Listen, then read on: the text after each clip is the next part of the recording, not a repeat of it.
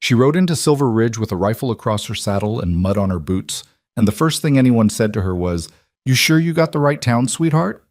She didn't answer. She just looked at the man who said it, a big-bellied deputy with tobacco stains on his teeth, and kept riding. Nobody knew it yet.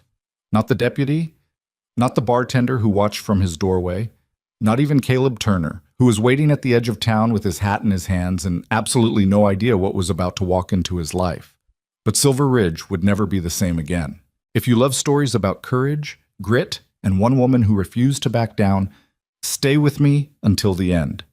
Drop your city in the comments so I can see how far this story has traveled. And if something here moves you, hit that like button. The town appeared before her like something half-finished and left out in the weather. Vivian Mercer pulled her mare, Scout, to a slow walk as the road narrowed into what passed for a main street in Silver Ridge, Colorado. The buildings were close together, but not friendly about it. They leaned against each other out of necessity, the way strangers share a bench on a cold night. Wooden facades painted in colors that had mostly given up. A hardware store. A saloon. A post office the size of a garden shed. A church with a crooked steeple that looked like it had been arguing with the wind for years and was losing. Vivian took it all in without softening her expression. She had ridden nearly 400 miles. Before that, she had spent 2 months exchanging letters with a man she had never met, a rancher named Caleb Turner, who had placed a modest advertisement in a Missouri farming journal, asking for a capable woman of honest character, willing to share the work and difficulty of frontier life. He had not asked for beauty. He had not asked for obedience. He had not even asked for youth, though Vivian was 26 and plenty of that. He had asked for honest character and willingness to work. That had been enough for her to pack her things. It wasn't that she had nothing in Missouri. She had a family, a mother who worried, 2 brothers who thought she had lost her mind, and a father who was 3 years in the ground and had left behind a farm that her oldest brother now ran badly. She had a life. She had friends. She had a man who had been courting her for the better part of a year, a banker's son named Harold, who smelled like pomade and had once patted her hand when she tried to discuss crop rotation, saying, "Leave that kind of thinking to the men, Viv." She had packed that same night. Still, sitting on Scout in the pale October afternoon, watching the faces turn toward her from every doorway and window on the street, Vivian felt the first real bite of doubt. Not fear, exactly. Something more honest than fear. The recognition that she had made a very large decision based on a handful of letters, and the stubborn belief that she knew her own mind. She hoped she did. The deputy, she later learned his name was Ord Briggs, stepped off the boardwalk and into the street before she reached the middle of town. He was heavy-set, somewhere in his 40s, with a lawman's badge that caught the afternoon sun, and a manner that suggested he considered this badge to give him authority over most things, including the arrival of unaccompanied women. "Whoa there." He held up one hand as though stopping a cart. "You sure you got the right town, sweetheart?" Vivian looked at him. She let the silence sit for a moment, the way her father had taught her to do when someone said something that didn't deserve an immediate response. "I'm looking for the Turner Ranch," she said. "I was told someone at the post office could point me in the right direction." Briggs looked at Scout. He looked at the rifle. He looked at the saddlebags, which were worn and full, and at Vivian's coat, which was practical wool and nothing close to fashionable. Then he looked at her face, as though trying to sort her into one of the categories he kept in his head. "You one of them mail-order gals?" he asked. There was something in his tone that made the question an insult. "I'm a woman visiting a rancher at his invitation," Vivian said. "Is there a reason you're standing in the road?" Someone on the boardwalk laughed, a short, surprised sound. Briggs's face reddened. "Post office is there," he said, jerking his thumb. "Martha'll help you." He stepped back onto the boardwalk with as much dignity as he could recover. Vivian rode on. Martha Hobbs ran the post office with the focused intensity of someone who understood that information was the most valuable currency in a small town. She was a woman of perhaps 50, lean and sharp-eyed, with silver hair pinned severely back and reading glasses on a chain around her neck. She looked Vivian up and down when she walked in, and her assessment, unlike Briggs's, seemed genuinely curious rather than hostile. "Caleb Turner's place," Vivian said. "I know who you are," Martha said. He's been checking the mail twice a week for 2 months. She paused. He's waiting outside of town, eastern edge, past the mill. She came around the counter a little, lowering her voice. You seem steadier than I expected. What did you expect? Martha tilted her head. Most women who come through here looking for a new life look like they're walking into a fire. Scared, but going anyway. You don't look scared. I am, Vivian said. I'm just not the kind that shows.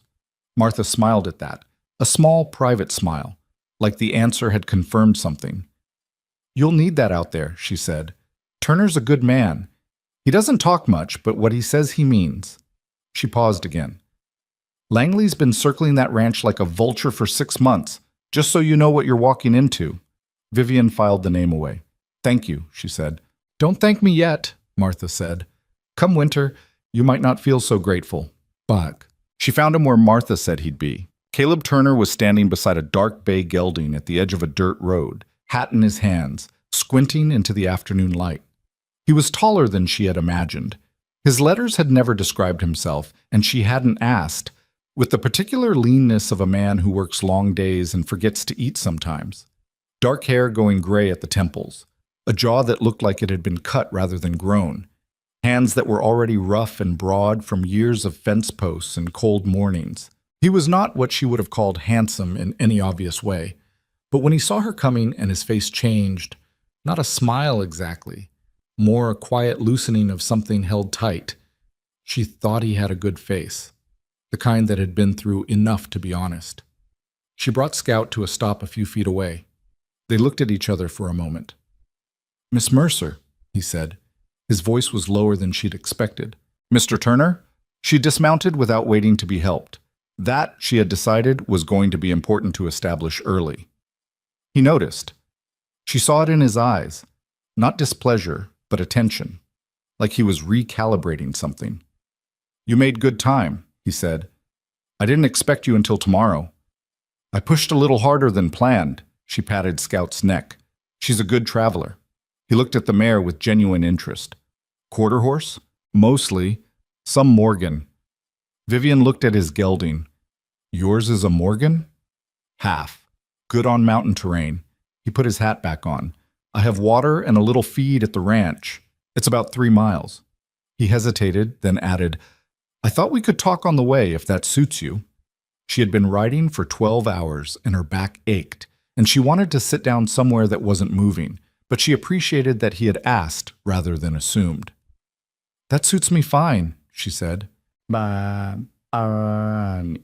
rode without rushing, side by side on the narrow road, and the conversation was careful at first, the way first conversations always are when a great deal depends on them and both people know it. He asked about the journey.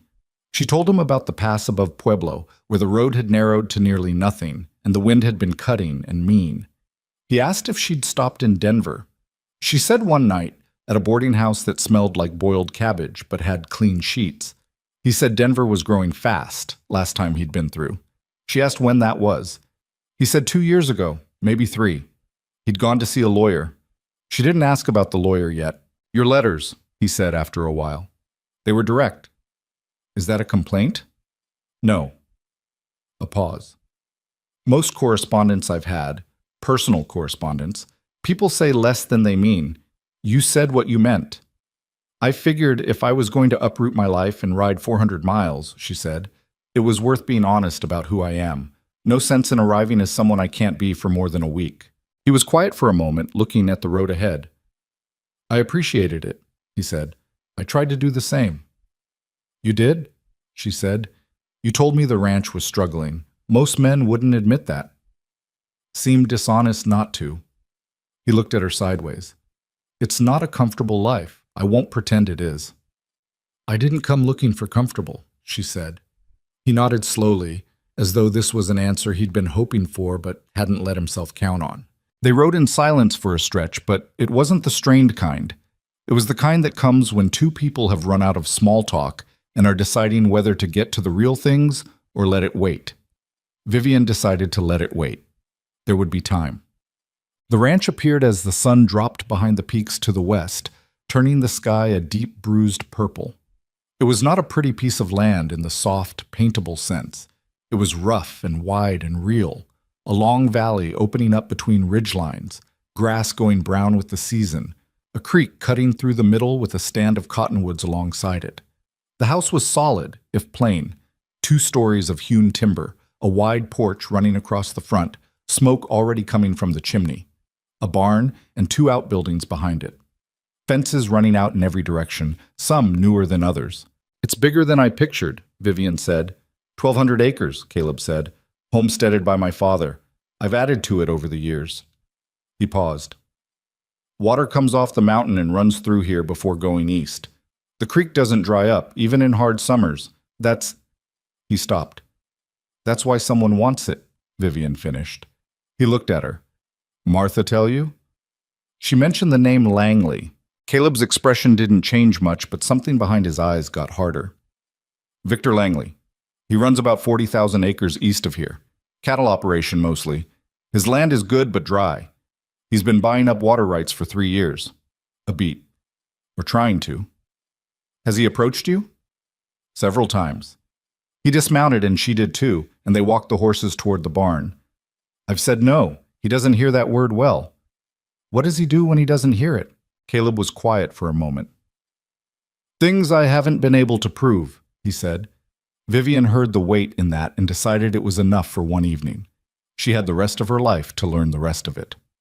Inside, the house was functional and not much else. A man's house, clearly.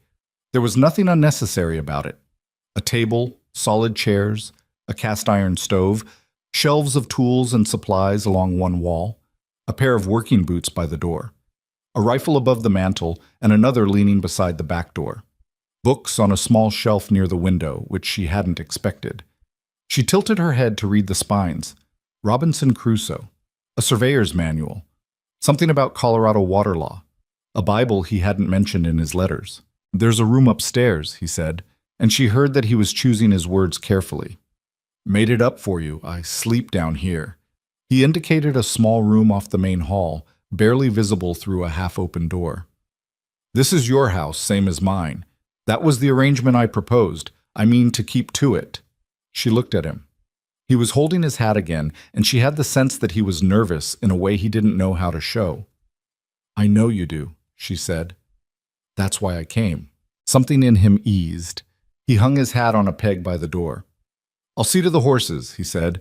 There's stew on the stove. Probably been sitting too long, but it's edible. She smiled a little despite herself. I'll heat it up. He went out.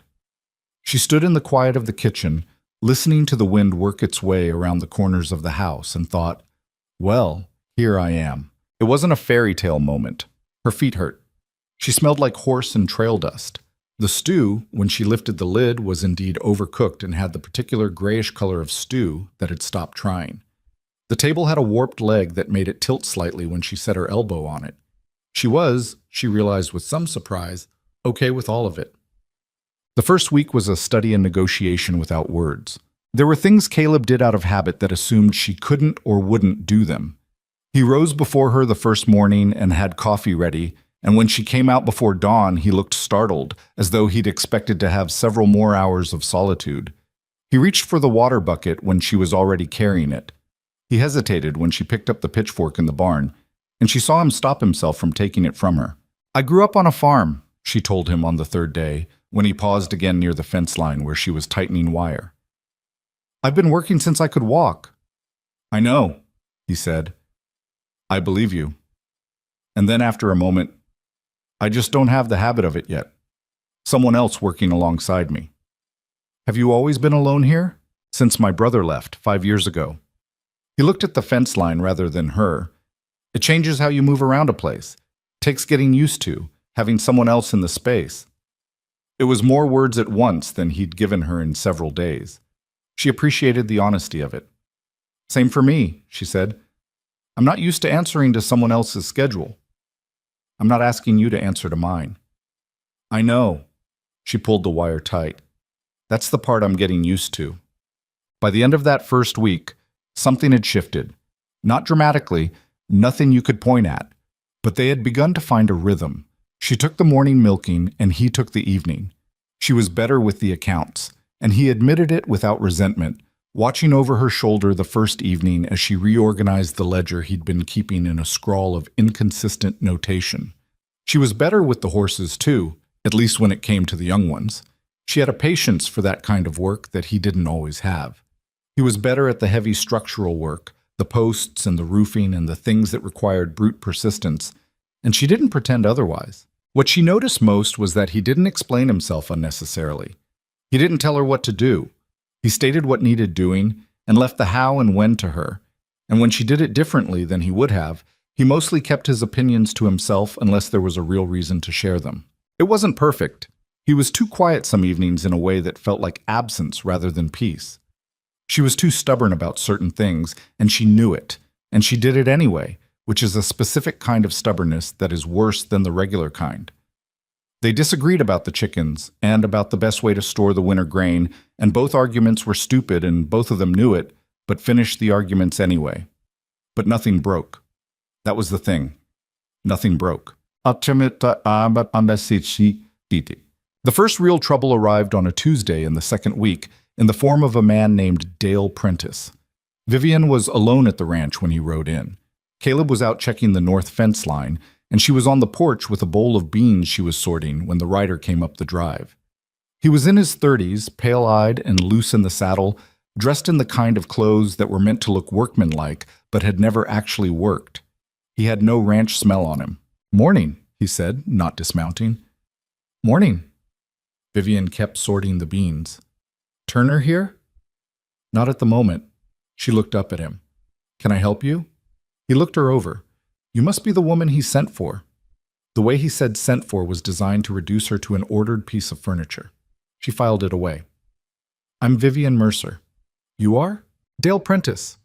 I work for Mr. Langley." He said the name like it should mean something to her, like saying the president or God. "Mr. Langley wanted me to pass along an invitation. He'd like to have Mr. Turner over for supper this week. Talk through some business." "I'll let him know," she said. Prentice hesitated. "It'd be best if he comes alone," he said. "This is land business. Not something for—" He gestured vaguely in her direction. "Not something for women?" she asked pleasantly. "I was going to say not something for newcomers." "I've been here nearly 2 weeks," she said, "but I'll pass along Mr. Langley's invitation. Thank you for riding out." She returned to the beans. After a moment, she heard him turn his horse and ride back down the drive. She sat with the information for a while, turning it over the way she'd been turning the beans. He'd like to have Mr. Turner for supper. Talk through some business. Come alone. That evening, she told Caleb. He sat with it too, eating his stew without expression, and she waited. "He's done this before," he finally said. "Invites me over, pours good whiskey, acts like we're friends. Then at some point he names a number and waits to see if I'll take it." He paused. "The numbers have been getting higher." And it doesn't matter what the number is," Caleb said. "This ranch has water that'll keep people alive for 100 years. I sell it to Langley. He controls who gets it and who doesn't. Every small rancher between here and the eastern ridge." He set his fork down. "I'm not doing that." "You're not doing that," she agreed. "But you should go." He looked at her. "Know what he's offering," she said. "Know who's at the table. Know what he knows. You can't fight what you can't see." She pushed her bowl back. "And when you go, come alone like he asked, but tell me everything when you get back." He looked at her for a long moment. "You think like that naturally?" he asked. "Strategy, like a chess player. My father taught me," she said. "He said the people who get beaten aren't always the weakest. They're usually the ones who didn't know the shape of the game they were in." Caleb was quiet, and she could see him fitting this into whatever he was building in his head. The picture of who she was, what she was capable of. It was a picture he kept having to revise. She didn't mind that. "All right," he said. "I'll go."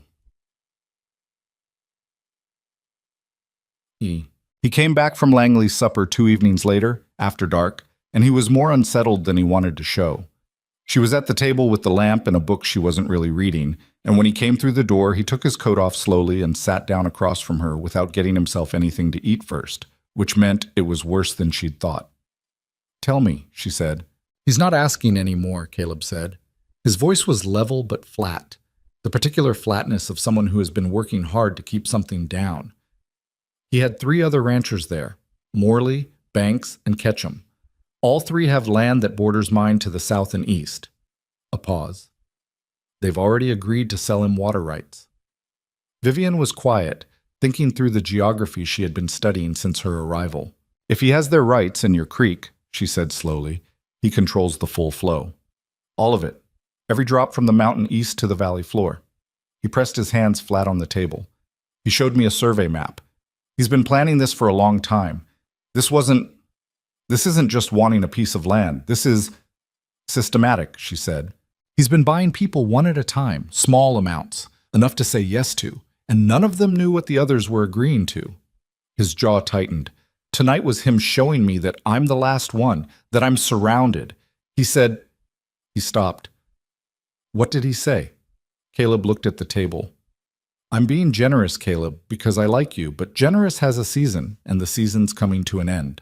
The lamp between them threw its small circle of light, and outside the wind had picked up, pressing at the windows. Vivian turned the situation over in her mind. She thought about the water rights she'd seen referenced in old records at the land office her second day in town.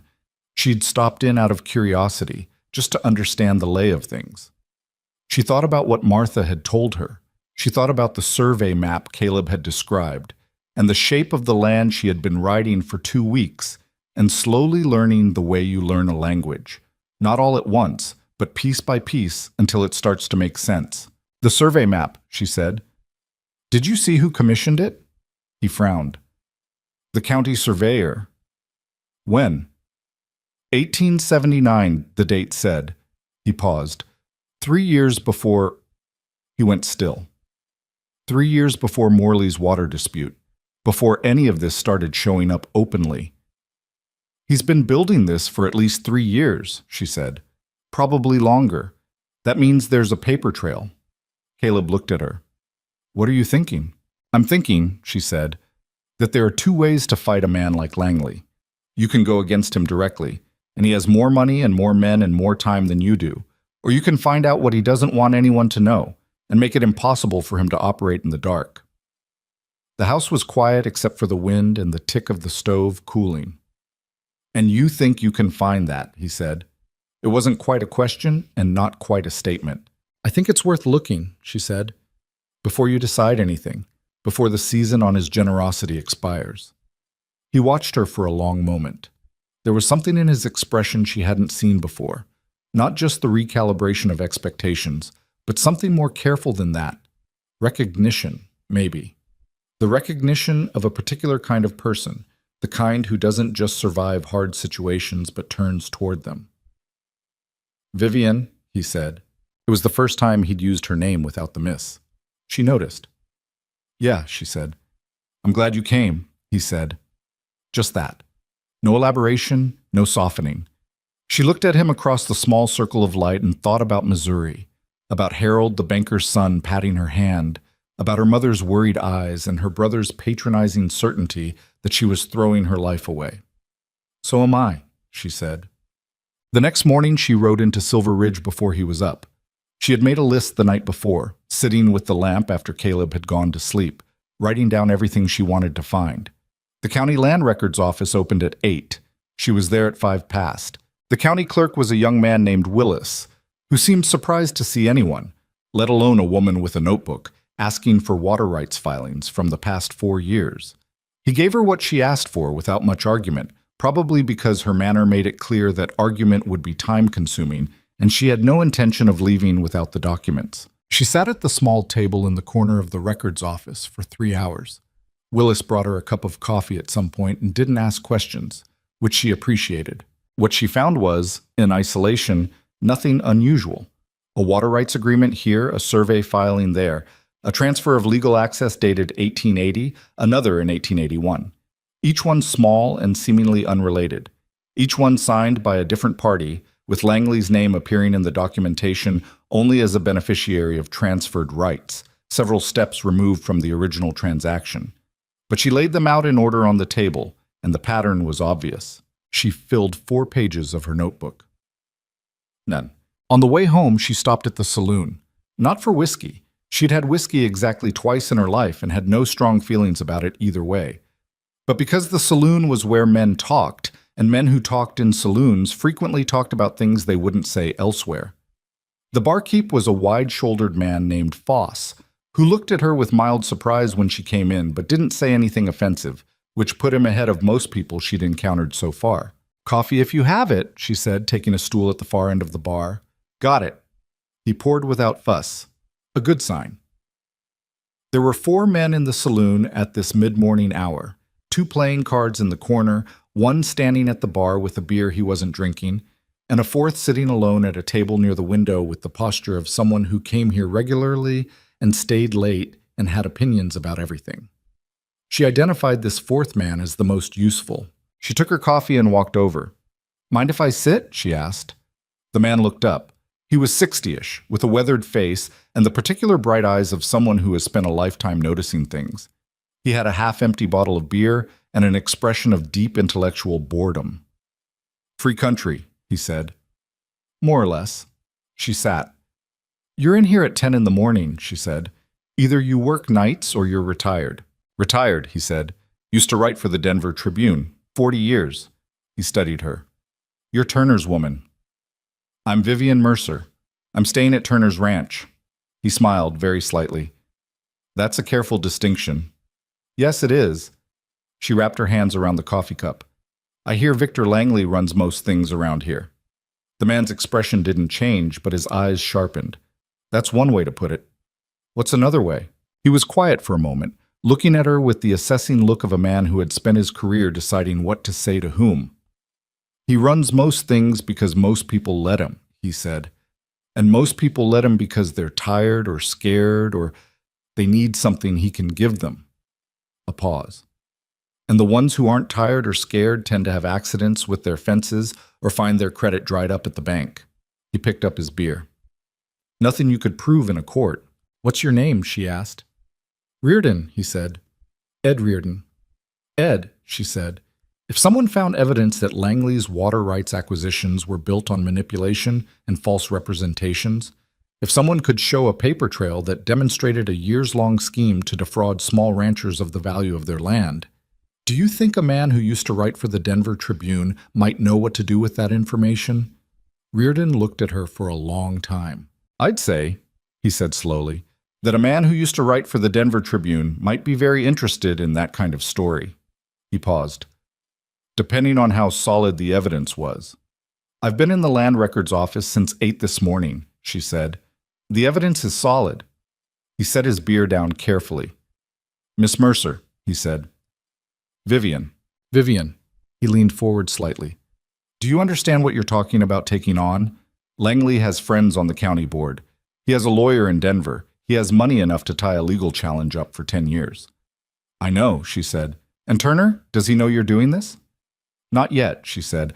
"I wanted to see what I had first." Reardon sat back and looked at her the way Martha Hobbs had looked at her, with that private, confirmatory expression, like something had just proven itself.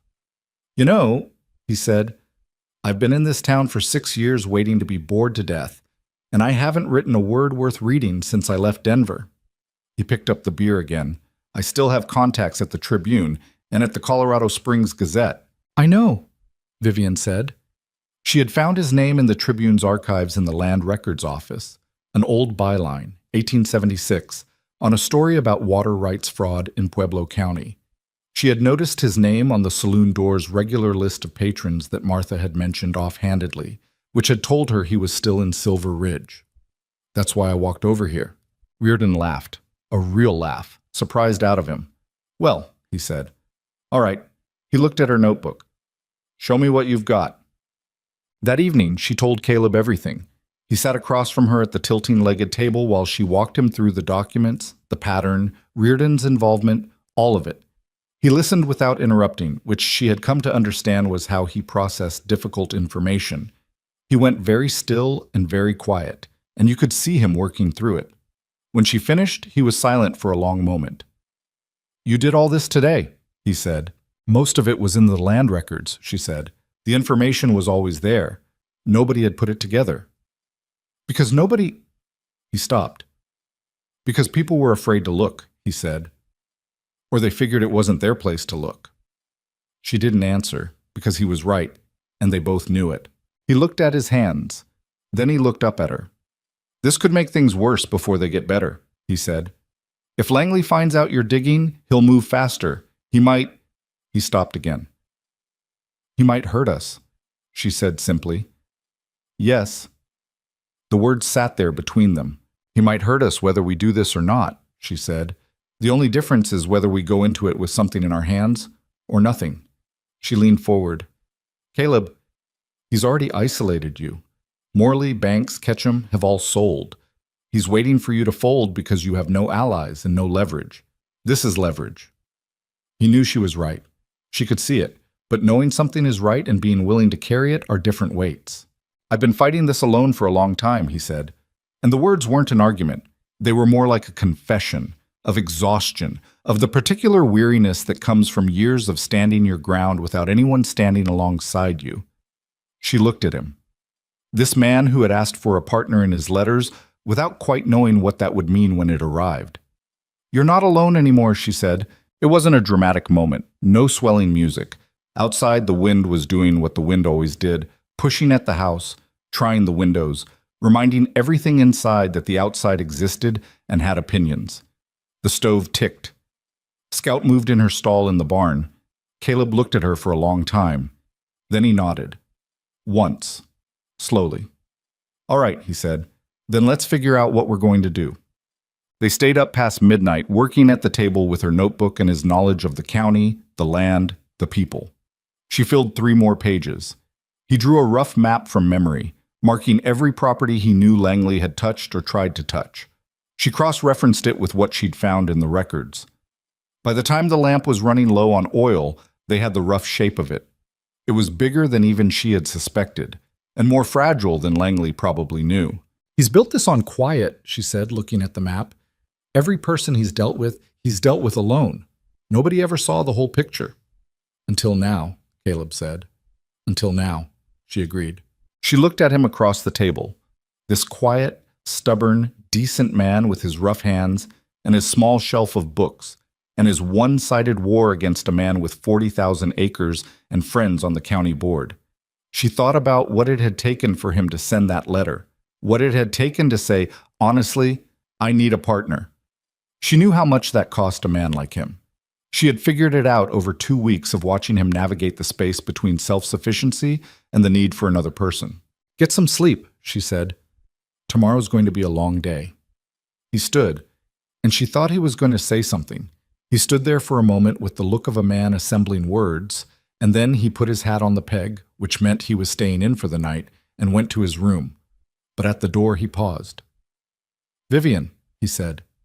"Yeah, my brother left because he thought there was no future in this valley, that Langley was going to take everything eventually."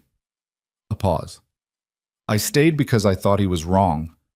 I've been waiting 5 years for something to make me less wrong." He looked at the door frame rather than her. "I think I was just waiting for the right person to show up." He went in and closed the door. She sat at the table with the last of the lamplight and her notebook and the map and the shape of what they were about to try to do, and she thought about the deputy in the road and Harold with his pomade and her mother's worried face and the 400 miles of road behind her. Then she blew out the lamp and went upstairs to her room and lay in the dark listening to the wind, and she was not afraid. Not the kind that shows. The morning after they had stayed up past midnight with the lamp and the notebook and the map, Vivian woke to the sound of Caleb already moving in the kitchen below. She lay still for a moment, listening to the ordinary sounds. The scrape of the stove grate, the clunk of the coffee pot, boots on plank floor, and tried to gauge from those sounds alone what kind of morning it was going to be. In Missouri, she had been able to read her father's mood from 2 floors away, just by the rhythm of his footsteps. She was still learning Caleb's rhythms, but she was learning. These footsteps were deliberate, unhurried but focused. He had slept on what they'd discussed, and he had arrived somewhere. She dressed quickly and came downstairs. He was at the stove with his back to her, and he said without turning around, "Coffee's ready. We've got a problem with the north fence."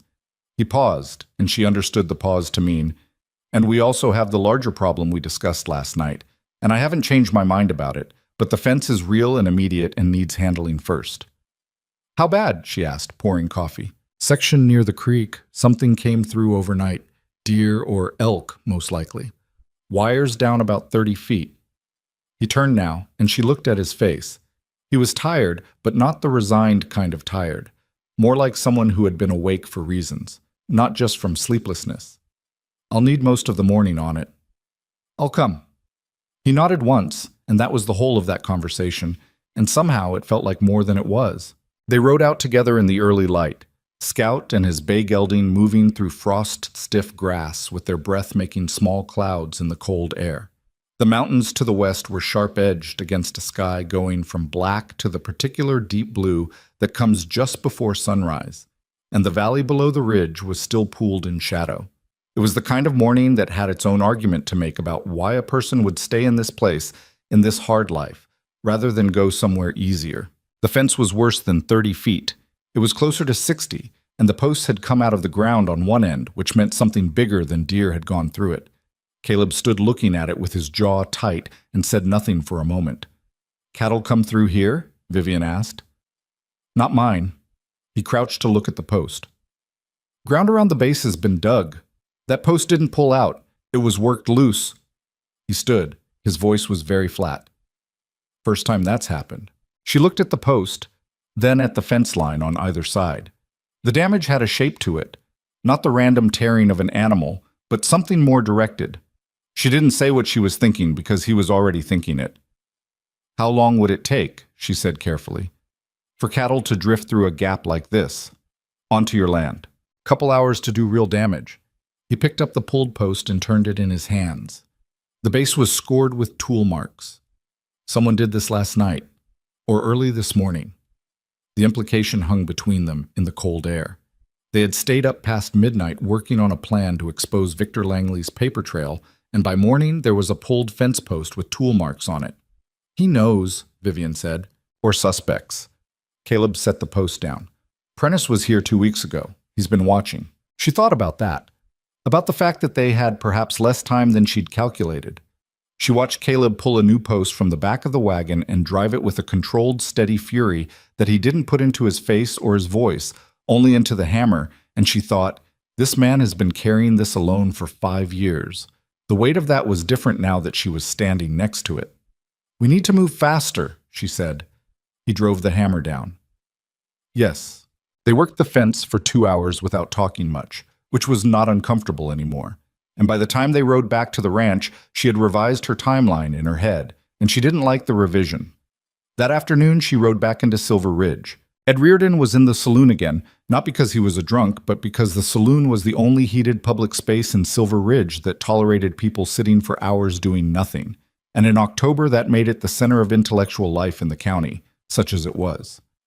He was reading a 2-week-old newspaper and nursing a beer that had gone warm, and he looked up when she came in with the expression that said he had been expecting her. "Someone pulled a fence post on the north section last night," she said, sitting down without preamble. "Tool marks on the base." Reardon folded his newspaper slowly. "That escalated faster than I expected." "I don't think we have weeks anymore," she said. "I think we have days." He was quiet, looking at the table. She could see him shifting his own mental calculations, the ones that had probably told him they had time to be careful, time to be thorough, time to check every source twice before committing to anything. Ed Reardon had been a journalist for 40 years, and 40 years of that work taught you to be slow and certain. She was asking him to be fast. "What I have right now," she said, "is a paper trail that shows a pattern. It's not a signed confession, but it's enough to ask questions publicly that Langley will have to answer." She opened her notebook on the table. "The Morley transfer in 1880. There's a discrepancy in the survey description.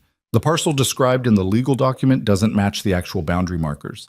It's a small discrepancy, but it means the rights Morley thought he was keeping, he actually signed away." Reardon's eyes sharpened. "Morley know that?" "I don't think so."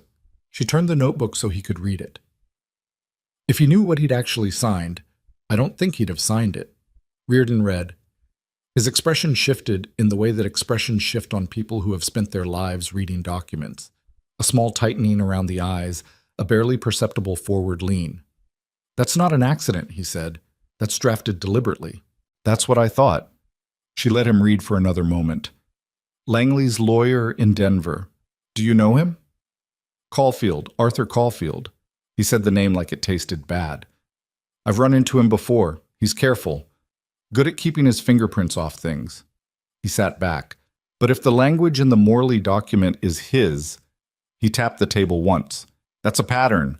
That's not one careless mistake. That's a methodology. Do the Ketchum and Banks transfers use similar language?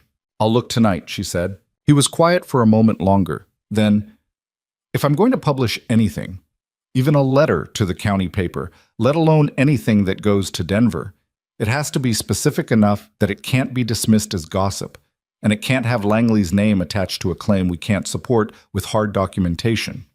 He held up one hand. I know what you're thinking. I know we're short on time.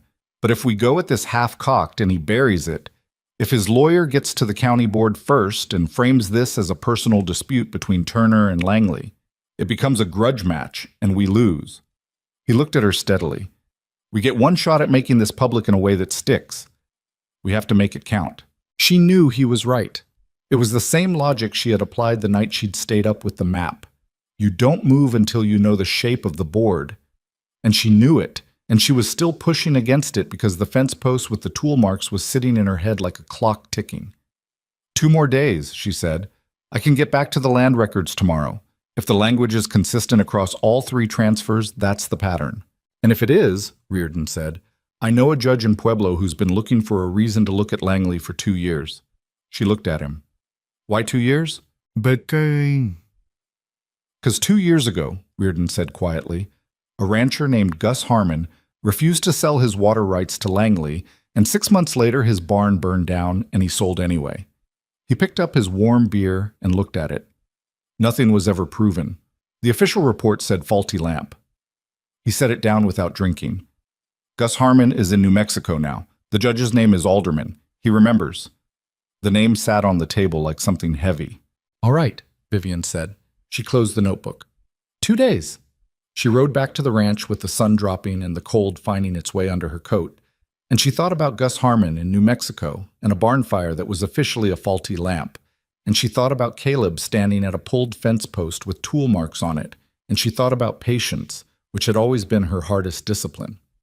When she got back, Caleb was on the porch, not sitting, standing, which meant something had happened since she'd left. Morley came by, he said when she dismounted. She looked at him. And? He wanted to warn me. Caleb came down the porch steps. He had the taut, controlled look he got when he was working hard to stay calm. Langley's called a meeting, day after tomorrow, all the ranchers in the valley, the ones he's bought and the ones he hasn't. He paused. He's going to make a public offer. Whatever I haven't agreed to privately, he's going to try to do in front of everyone. Make it look like a reasonable business arrangement. Make me look unreasonable for refusing. Vivian thought about that for a moment. She took Scout's reins and started walking her toward the barn, and Caleb fell in alongside her. Morley warned you, she said. That's interesting. Caleb considered his words. He seemed like a man who had agreed to something and was starting to understand what he'd agreed to. Is he someone who can be reached? Meaning, if he understood the full picture of what Langley's been doing, not just his own piece of it, but all of it, would he be willing to say so publicly? Caleb was quiet, walking. She could hear him thinking. Morley's not a brave man, he said finally, but he's not dishonest. He's got 4 kids and a place that's barely making it, and Langley offered him what seemed like a fair amount at the time. A pause. If he knew he'd been cheated, he was, Vivian said simply. The survey description in his transfer document is wrong. He signed away more than he knew. Caleb stopped walking. She stopped too, and they stood with Scout between them, and she watched Caleb's face move through several things at once. Anger, which he kept tight, and calculation, and something else that might have been the particular grief of watching a neighbor who had wronged you turn out to have been wronged himself. You're sure? He said. I need to compare it to the other documents to be completely sure, she said. But yes, I'm almost certain. He started walking again, so did she. Langley's meeting, he said. Day after tomorrow. I know. She thought about Reardon's 2 days, which was also day after tomorrow, which was no longer a comfortable coincidence. I need to go back to the records office in the morning. I'll come with you. She looked at him. In the weeks she had been here, Caleb had been to town 3 times, and each time briefly, with the manner of a man who found populated spaces mildly uncomfortable and 2 long trips away from the ranch wasteful. The offer was not casual. You don't have to, she started. I know I don't. He opened the barn door. I want to. They put the horses up together in the easy silence they had been building for 3 weeks, and over the animals' backs she said, I should tell you about Ed Riordan. Martha mentioned you'd been talking to him. Of course Martha had. He can get this to the Denver Tribune and the Colorado Springs Gazette if we give him something solid enough. She forked hay into Scout's stall. He also knows a judge in Pueblo named Alderman who has unfinished business with Langley. Caleb was quiet on the other side of the barn. She heard him working and waited. How far back does this go? He finally asked. At least to 1879, she said. Probably before. Another silence. A man named Gus Harmon, he said, not a question. She set the fork down. You knew him. His place was south of Ketchum's. Before my time, almost. He came around to her side of the barn, and in the dim lamplight she could see that he was carrying something, not on his face, which was controlled as usual, but in his posture, in the set of his shoulders. My first year here, before Langley started approaching me, Harmon came and told me to be careful. He said Langley was patient and thorough and didn't lose. He looked at the ground. A year later, his barn burned. I'm sorry, she said. Not as a formality. She meant it. I should have done more then, Caleb said. I was newer. I told myself it wasn't my place. He looked up at her. I've been thinking about that for 2 years. She looked at him. This man who was not free of guilt, not free of the choices he'd made out of caution, when caution might have been its own kind of cowardice. She respected him more for saying it than she would have if he'd said nothing. You're doing it now, she said. He didn't answer because some things don't need an answer, but she saw his shoulders drop slightly, the faintest release of something he'd been holding. That night she worked at the table again until the oil ran low, comparing the document language across the Morley, Banks, and Ketchum transfers. Caleb sat across from her for a while, reading the surveyor's manual with the careful attention of someone looking for something specific, before he went to his room. The language was consistent, not identical, careful enough to avoid obvious repetition, but the structural discrepancies were the same. In each transfer, the legal description was just slightly wrong, just slightly broader in Langley's favor than the recorded boundary markers supported. Small enough that no one who wasn't looking would find it. Significant enough that if you knew, you knew. She wrote it all out in clean notation and left it for Riordan. In the morning, they rode into Silver Ridge together. Caleb waited outside the records office. He said he'd get supplies. But she noticed he positioned himself where he could see the door, which she found, in spite of herself, quietly reassuring. She spent 2 hours cross-referencing the survey maps with the transfer documents and found 2 more discrepancies she hadn't noticed the first time. She copied everything, filled more pages, and came out into the pale morning sun to find Caleb leaning against the wall with a bag of flour and an expression of careful neutrality. Worse than I thought, she told him. Of course it is, he said with a flatness that was its own kind of dark humor. They stopped at the saloon and she gave Riordan everything she had. He read it at the table while they waited, and the only sound was the occasional shuffle of papers and the creak of the building in the wind. This is solid, Riordan said when he finished. He did not say it excitedly. He said it the way an old doctor says the diagnosis is clear, as a statement of a serious fact. The Morley discrepancy alone is enough to open a legal question. All 3 together is a pattern of practice. He looked up. I can write the alderman letter today. I can have something to the Gazette by tomorrow if I ride to the telegraph office in Walton. Langley's meeting is tomorrow evening, Caleb said. He had been sitting at the table with his coffee, letting Vivian run most of the conversation. But Riordan had noticed him, and they had exchanged the particular nod of men who have been aware of each other for years without needing to speak. He's going to try to make this about me being the obstacle. Then you need to be at that meeting, Riordan said, and you need to be calm. He looked at Vivian. Both of you. We'll be there, she said.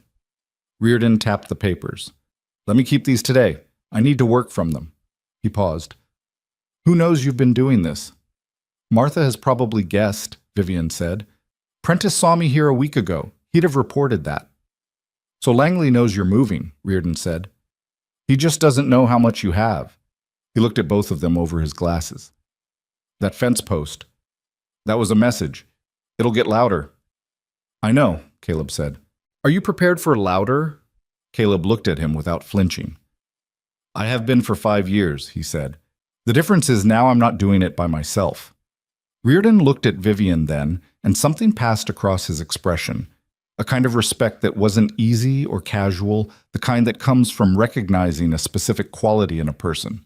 She didn't acknowledge it because she found that kind of acknowledgement uncomfortable, but she felt it. They rode back to the ranch in the afternoon with a cold wind pressing down from the north, and the mountains gray with cloud. Vivian rode with the notebook in her coat pocket and the shape of the next 24 hours in her head, running through the scenarios the way her father had taught her, not worrying, but mapping. What Langley was likely to say at the meeting, what the other ranchers would be feeling, what it would take to shift a room that Langley had spent years cultivating. Beside her, Caleb rode with the kind of quietness that was no longer absence. She had learned to read the difference. This was the quietness of someone who was thinking hard about something and trusted the person beside him enough to think openly in their presence. Morley, he said after a while. We need to reach him before the meeting, she agreed. I'll go tonight. He lives 3 miles east. He glanced at her. Alone, I think. He'll talk to me easier without... He paused. Without a woman he doesn't know, she said. No edge in it. It was just true. He'll come around, Caleb said. He just needs time, and we don't have it. She nodded. The wind pushed against them and the sky darkened toward evening, and the ranch came into sight below the ridge, with its smoke and its plain solid shape, and its 1,200 acres that a man with 40,000 had decided he needed because they sat on water. She thought about Gus Harmon in New Mexico and the barn that burned, and the judge named Alderman who had been waiting 2 years. She thought about patience and how it was different from waiting. Waiting was passive. Patience was holding your shot until the moment was right, which required more nerve than shooting early. The moment was almost right. She could feel it the way you feel a change in the weather before the clouds arrive. Something in the pressure of things, a shift in how the air moved. Caleb went to Morley's that evening. He was gone 3 hours. When he came back, he came into the kitchen where she was writing at the table, and he sat down heavily, and she looked at him and waited. He didn't know, Caleb said, about the boundary discrepancy, about any of it. He put his hands flat on the table. When I told him what you found, what he'd actually signed, he sat there for a while and didn't say anything, and then he asked me if I was sure. He paused. I told him you were sure. What did he say? He said he had 4 kids. Caleb looked at the table. He said he couldn't afford to come forward. And then he said... He stopped. Something moved in his face. He said if he'd known, he wouldn't have signed. Is he coming to the meeting? Yes. He always planned to. Langley expects all of them there. Caleb met her eyes. He's not going to stand up and say anything. I won't ask him to. But he's not Langley's man. Whatever he looked like before, he's not that. She thought about that. A room full of people who had each agreed to something small, each in private, each without knowing the whole, and now, maybe, beginning to see the shape of what they'd agreed to. That was something. It wasn't everything, but it was something. Get some sleep, she said. He stood, looked at her. He did that sometimes. Looked at her in a way that had nothing performative in it. No effort to communicate anything specific, just the genuine act of seeing a person. She found it disconcerting in the best possible way. You've been at this table every night for a week, he said. I'm fine. I know you're fine. He said it without condescension, just acknowledgement. You don't have to be fine every single second. She looked up at him. The lamp was low, and the house was cold away from the stove, and outside the wind had finally stopped, leaving a quiet that felt like held breath. I'll sleep when this is settled, she said. He held her gaze for a moment, and then he did something she didn't expect. He reached down and picked up the coffee cup she'd been working from for 3 hours, went to the stove, poured the last of what was there into it, and set it back in front of her. Then he said goodnight and went to his room. She sat with the coffee and looked at the closed door for a moment. Then she looked back at her notebook, and she kept working, but something had shifted in the quality of the room, something warmer that had nothing to do with the stove. Tomorrow was the meeting. Tomorrow was the shot. She turned the page in her notebook and kept going. The morning of the meeting, Vivian woke before the sun with the specific alertness of someone who hadn't really been asleep, just lying in the dark, running through things, waiting for enough light to justify getting up. She dressed without lighting the lamp, went downstairs, and found Caleb already at the stove. Neither of them said good morning. They just started moving around the kitchen in the careful, practiced way they had developed over 3 weeks, and that ease itself felt like something worth protecting. She ate without tasting it. He did too, probably. The meeting was at 6 in the evening at the Silver Ridge Grange Hall, a building she had seen from the outside but never been inside. A wide, low structure at the edge of town that was used for auctions and civic arguments and the occasional dance, which put it in the category of places where the important things in a community actually happened. Langley had called it. Langley had set the terms of it. They were walking into a space he had prepared, which was a disadvantage she had been thinking about since yesterday and hadn't fully resolved. "He'll control the room," she said over the remains of breakfast. "He usually does," Caleb said. "He'll have Prentice there. Probably 1 or 2 others from his operation. Familiar faces, people who owe him." She turned her coffee cup. "He'll present numbers. He'll make it sound like a business meeting, not a coercion. And when I say no, he'll make you look unreasonable." She looked up. "That's the play. Not to force you publicly. He knows that won't work. The play is to make the other ranchers in the room watch you say no to what he'll present as a fair offer. And then when things get harder for you, they'll think you brought it on yourself." Caleb was quiet. "And if Reardon's letter reached the judge, it went on the Telegraph yesterday afternoon. Whether Alderman acts on it in the next 12 hours is out of our hands." She put her cup down. "We can't count on it for tonight." "So we go into that room with what we have," he said. "We go into that room with what we have," she agreed. "Which is the documents. And Morley, maybe. And the truth, which is worth something even when it's inconvenient." He looked at her across the table. His expression was the one she had come to recognize as him being more worried than he would say, which was different from his ordinary quietness in a way she could now read. "You don't have to speak at this meeting," he said. "It's not your... nobody expects..." "Caleb." "What?" "I know what you're trying to do," she said. "You're trying to give me a way out in case it gets bad." He said nothing. "I don't want the way out," she said. He looked at her for another moment, then gave the small, singular nod that was his version of a great deal of agreement, and stood to clear the plates. They spent the day working, not because there wasn't enough to think about, but because there was too much, and the kind of thinking that needed doing couldn't be helped by sitting still. She cleaned and reorganized the tack room, which had been bothering her for 2 weeks, and he repaired a section of the barn roof that had been letting in weather. They passed each other a few times in the yard, exchanged brief practical sentences, and returned to their separate tasks. It was a good kind of being near someone, the kind that doesn't require constant acknowledgement to remain real. Around mid-afternoon, Morley rode in. She saw him from the tack room doorway, a heavy-set man in his early 40s, moving on his horse, with the slight slump of someone carrying more weight than just himself.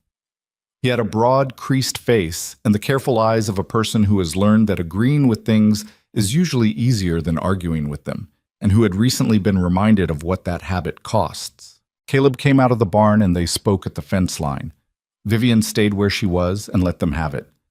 It was a 10-minute conversation. When Morley rode back out, Caleb came over to the tack room and stood in the doorway. "He's going to sit in the back of the room tonight," Caleb said. "He's not going to say anything." "That's all right." "He said..." Caleb paused, seeming to work out how to say it. "He said he was sorry. To me, about the water rights. He kept saying he didn't know." He looked at the ground. "I believe him." "So do I," she said. "That doesn't fix what he signed." "No," she agreed. "But it changes what he is going forward. That matters." Caleb leaned against the door frame. He looked tired in the honest daylight, the kind of tired that 3 weeks of carrying this, plus 5 years before it, will put in a person's face. She felt a sudden fierce protectiveness that surprised her with its intensity, a feeling not unlike what she'd felt as a child when something unfair was happening to someone who didn't deserve it, and she was still small enough that the only thing she could do was be furious. She wasn't small anymore. "Go rest for an hour," she said. "I mean it. You'll need to be sharp tonight." He looked like he was going to argue, which was a reliable reflex of his, and then he seemed to genuinely consider the suggestion and decided it wasn't wrong. He went inside.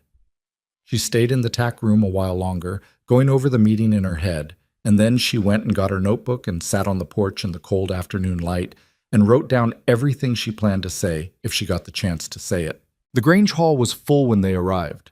Not full in the way of a celebration, full in the way of a room where people feel they ought to be present but aren't sure they want to be. There were 30 or 40 people arranged on benches and chairs, ranchers and their wives, and a few townspeople who had come because news traveled fast in Silver Ridge. The air was thick with wood smoke from the iron stove in the corner, and the low murmur of people not quite talking to each other. Vivian scanned the room as they walked in. Prentice near the front, predictably, with two men she didn't recognize but who had the same idle watchfulness of people placed rather than attending. Banks and Ketchum near the middle, not looking at each other or at Caleb when he entered. Morley in the back as promised, hat on his knee, face neutral. Martha Hobbs near the side wall, which was reassuring. Reardon was not there. He was either still writing or sending, she couldn't know. Several people looked at Vivian when she walked in beside Caleb and then looked away, the way people look away from something they're still deciding how to feel about. Victor Langley was already standing at the front of the room. She had built a picture of him from other people's descriptions, and she had gotten some of it right. He was in his mid-50s, thick through the chest and shoulders, with a deliberate kind of stillness about him that was the stillness of a man who had learned that being the calmest person in a room gives you a particular kind of power. He was well dressed for a Colorado cattle baron, not flashy, but the kind of expensive that pretends not to be. Silver gray hair, a clean-shaved jaw, eyes that were light brown and constantly reading the room. He looked at Caleb when they entered. His expression was pleasant. It was the pleasantness of a man who had already decided how this evening would go. He looked at Vivian. A brief calculation passed through his eyes. She was a variable he hadn't fully accounted for. She could see that. And then the pleasantness returned, unchanged. "Caleb," he said from across the room. "Just the name. Familiar, proprietary." Caleb nodded and found seats near the middle of the room. Not the back, which would have been defensive. Not the front, which would have been provocative. The middle, which said, "I am here and I intend to be heard." Langley opened the meeting with the practiced ease of a man who has chaired many gatherings and understands that the person who controls the first 10 minutes usually controls the room. He talked about the valley. He talked about the coming winter and what the drought years of the late 70s had taught everyone about water management. He talked about the need for organized, responsible stewardship of shared resources, and he used the word shared with considerable skill, given that everything he was proposing was designed to give him sole control of those resources. He named the agreements he had reached with Morley, Banks, and Ketchum, not as acquisitions, but as partnerships. He described his vision for the valley. He used words like security and future and fair compensation, and he used them in the smooth, unremarkable way of someone who has said them many times and knows exactly how they land. Then he looked at Caleb. "Now," he said, and his tone shifted just slightly, still pleasant, but with a new undertone, the tone of a man who is about to be reasonable in front of witnesses. "Caleb and I have had some private conversations that haven't reached a conclusion yet. I'd like to give him the opportunity to hear the offer one more time, in full, in front of his neighbors, so there's no misunderstanding about what's on the table." Several heads turned toward Caleb. Vivian felt the room doing exactly what Langley wanted it to do, arranging itself into a theater where Caleb's refusal would be the unreasonable act. Langley named the figure. It was high. She had to give him that. High enough that she heard 2 or 3 people shift in their seats. "That's a fair price for a water easement," Langley said. "I've been advised it's above market, frankly, but I want to do right by my neighbors." He spread his hands. "I'm not looking to push anyone out. I'm looking to manage this valley's water supply so it works for everyone long term." The room was quiet. That particular quiet where people are waiting for someone to speak and hoping it isn't them. Caleb stood up. He didn't speak immediately. He He stood and looked at Langley, and the few seconds of silence were their own statement. "I appreciate the offer," he said. His voice was even. "I'm going to decline it." A small, uncomfortable movement ran through the room. "Caleb," Langley said, with a patient, slightly sorrowful tone that was perfectly calibrated. "I'm going to decline it," Caleb said again, "because selling that easement doesn't just affect my ranch. It affects every person in this room who depends on water coming off that mountain." He looked around at the assembled faces. "Victor, you're a smart man and you've been generous with your numbers tonight. But let's say what this actually is. If you hold the Turner water rights along with the Morley, Banks, and Ketchum agreements, you control the full flow from the high ridge to the valley floor. Every rancher east of my property gets their water at terms you set. Not the county, not nature. You. A different kind of quiet. Harder." "That's a significant description," Langley said calmly, "and not entirely accurate." "Then let's look at the documents," Vivian said. The room turned to her. She was already standing, notebook open, and she had made the decision on the walk to the Grange Hall that if she was going to do this, she was going to do it clearly and without apology for the doing of it. Langley's expression didn't break, but his eyes recalibrated. She was no longer a variable. She was the problem. "Miss Mercer," he said, not unkindly, but with the specific condescension of a man who has never had to take a woman seriously in a room and isn't prepared to start. "This is a business meeting between landowners in this valley. I'm not sure what you—" "I've been reviewing the county land records for the past week," she said, over him, not loud, but clear enough that the back of the room could hear it. "The transfer agreements for Morley, Banks, and Ketchum." She turned to face the room rather than Langley. "In each of those agreements, the survey description of the property parcels does not match the recorded boundary markers. In each case, the discrepancy falls in Mr. Langley's favor." She paused. "In Mr. Morley's case, the parcel he believed he was retaining rights to, the North Field drainage, was actually captured in the transfer language. Morley, in the back of the room, had gone very still. "That's a serious accusation," Langley said. His voice had changed, still controlled, but harder underneath. "And I'd be careful about making serious accusations in front of witnesses, Miss Mercer." "It's not an accusation," she said. "The documents are public record. Anyone in this room can go to the land records office and read them." She opened the notebook. "I have the relevant sections copied here, with the boundary marker references noted. I'm happy to read them aloud. This is—" Prentice started from the front row. "Dale," Langley said quietly, and Prentice stopped. The room had changed. She could feel it, the way a current changes when something drops into a river. People who had been sitting with the settled weight of resignation were sitting differently now. Not yet standing, not yet willing to do anything, but awake in a new way. Langley looked at Vivian for a long moment. The pleasantness had not left his face entirely, but it had thinned out to the point where you could see what was behind it, and what was behind it was cold and focused and not pleasant at all. "I think," he said, "that a young woman who arrived in this county 3 weeks ago and has been reading documents she doesn't fully understand has perhaps gotten some ideas above her expertise. The discrepancy in the Morley survey description is 42 words," she said. "I'll read them." She read them. And then she read the boundary marker coordinates. And then she read the matching section from the original survey filing where the coordinates were different, and the difference was not complicated to understand if you were listening. Nobody in the room was not listening. She could hear Morley breathing from the back. He made a sound, not a word, just a sound, the sound of a man who had just been shown something he couldn't unsee. "Victor." The voice came from the side of the room, and everyone turned. It was a rancher named Hester. She had seen the name in the records, one of the smaller operations east of Ketchum's, a man in his 60s with a white beard and the weathered economy of movement that came from 50 years of hard work. "Victor, is what she's saying true?" "Walt," Langley began. "Langley. Because if the documents say what she just read," Hester said, "that's a different conversation than the one you called us here for." Several people began talking at once. Not loudly, the controlled, urgent talking of people who are revising their understanding of something and can't quite contain the process. Prentice had turned to look at Langley. Langley was looking at Vivian with an expression she could only call clinical. A man taking the measure of a situation that had gone wrong and calculating what could still be salvaged. What happened next, she had not planned. Morley stood up. He stood up from the back of the room, and the talking stopped because he was a large man, and the act of him standing was simply visible, and everyone knew he was one of the three who had already agreed to Langley's terms. He didn't look at Langley. He looked at the floor for a moment, and then he looked up at the room. "The Northfield drainage," he said. His voice was thick. "I've been watering my south herd from that drainage for 8 years," he paused. "I didn't know I signed it away." Another pause. "I didn't know?"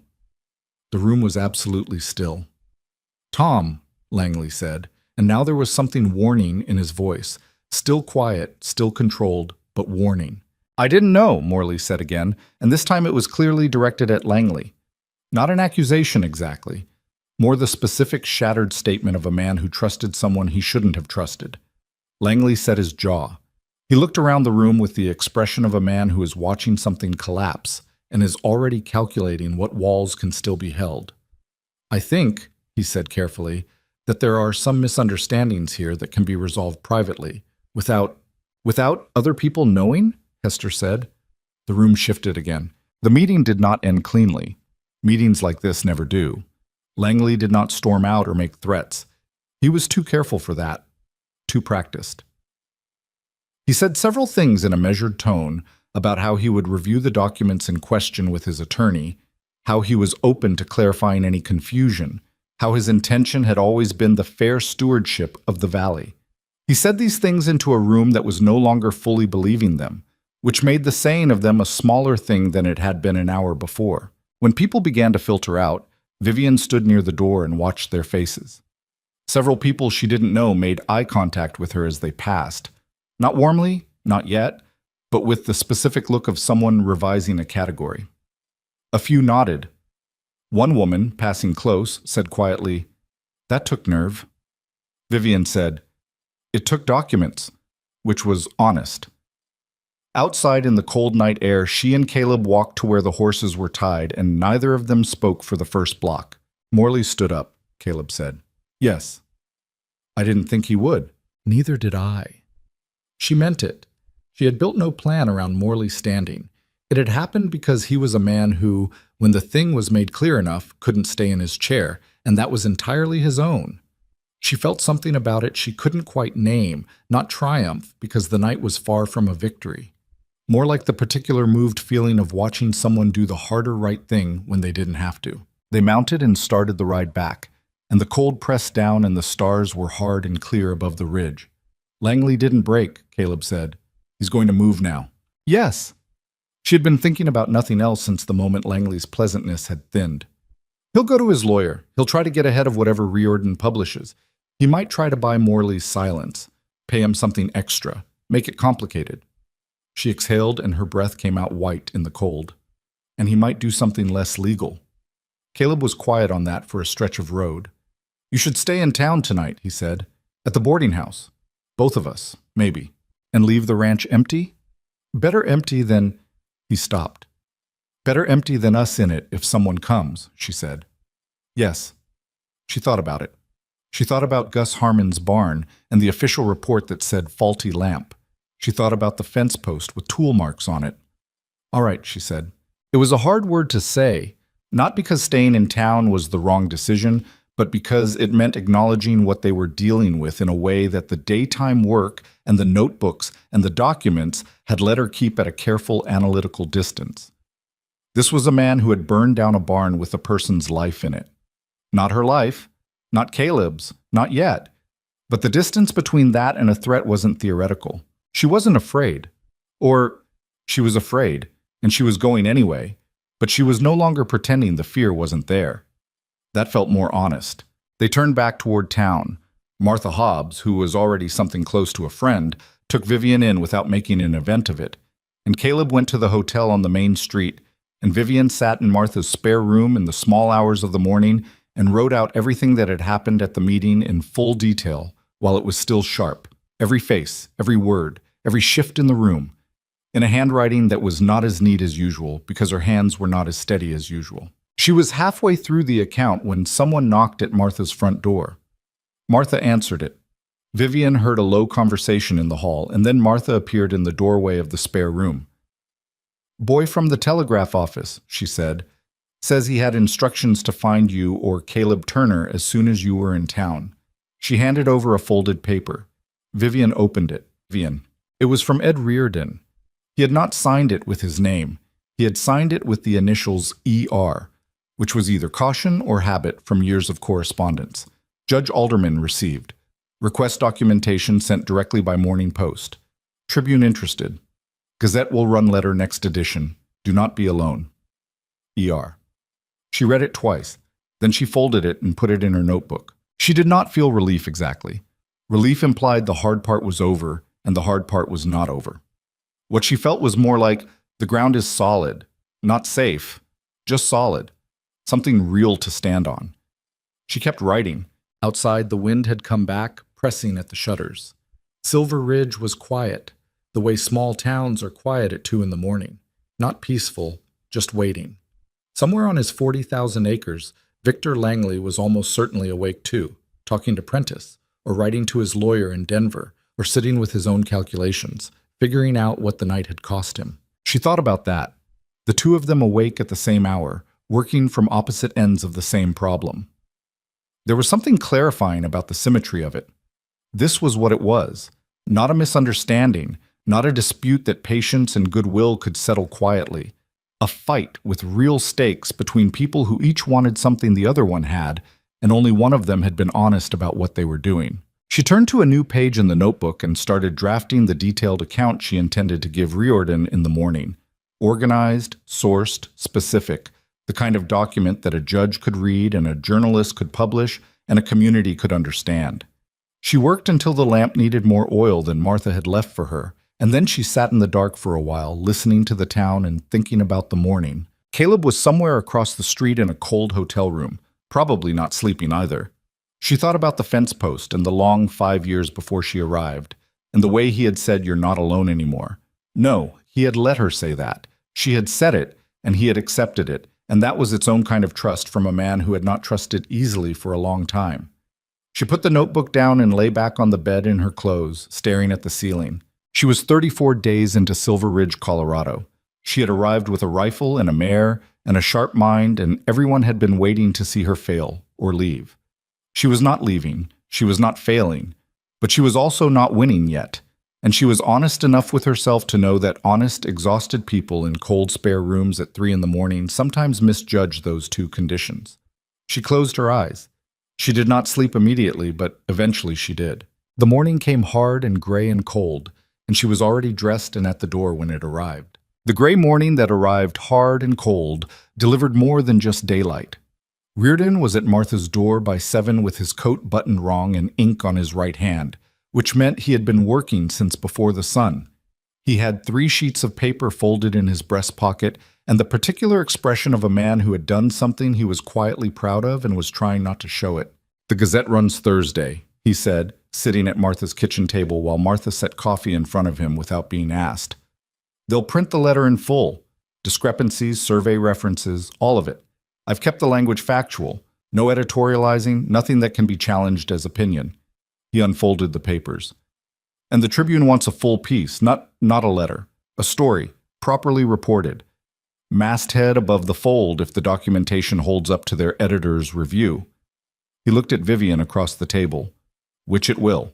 Caleb had come across the street when Martha sent the boy from the hotel to fetch him, and he sat beside Vivian now with his coffee and the careful look of a man receiving information he had been bracing for. "How long before Langley's lawyer sees the Gazette letter?" Vivian asked. "He may already know something's coming," Reardon said. "Langley has people, but knowing it's coming and stopping it are different problems." He tapped the papers. "Once it's in print, it's in print.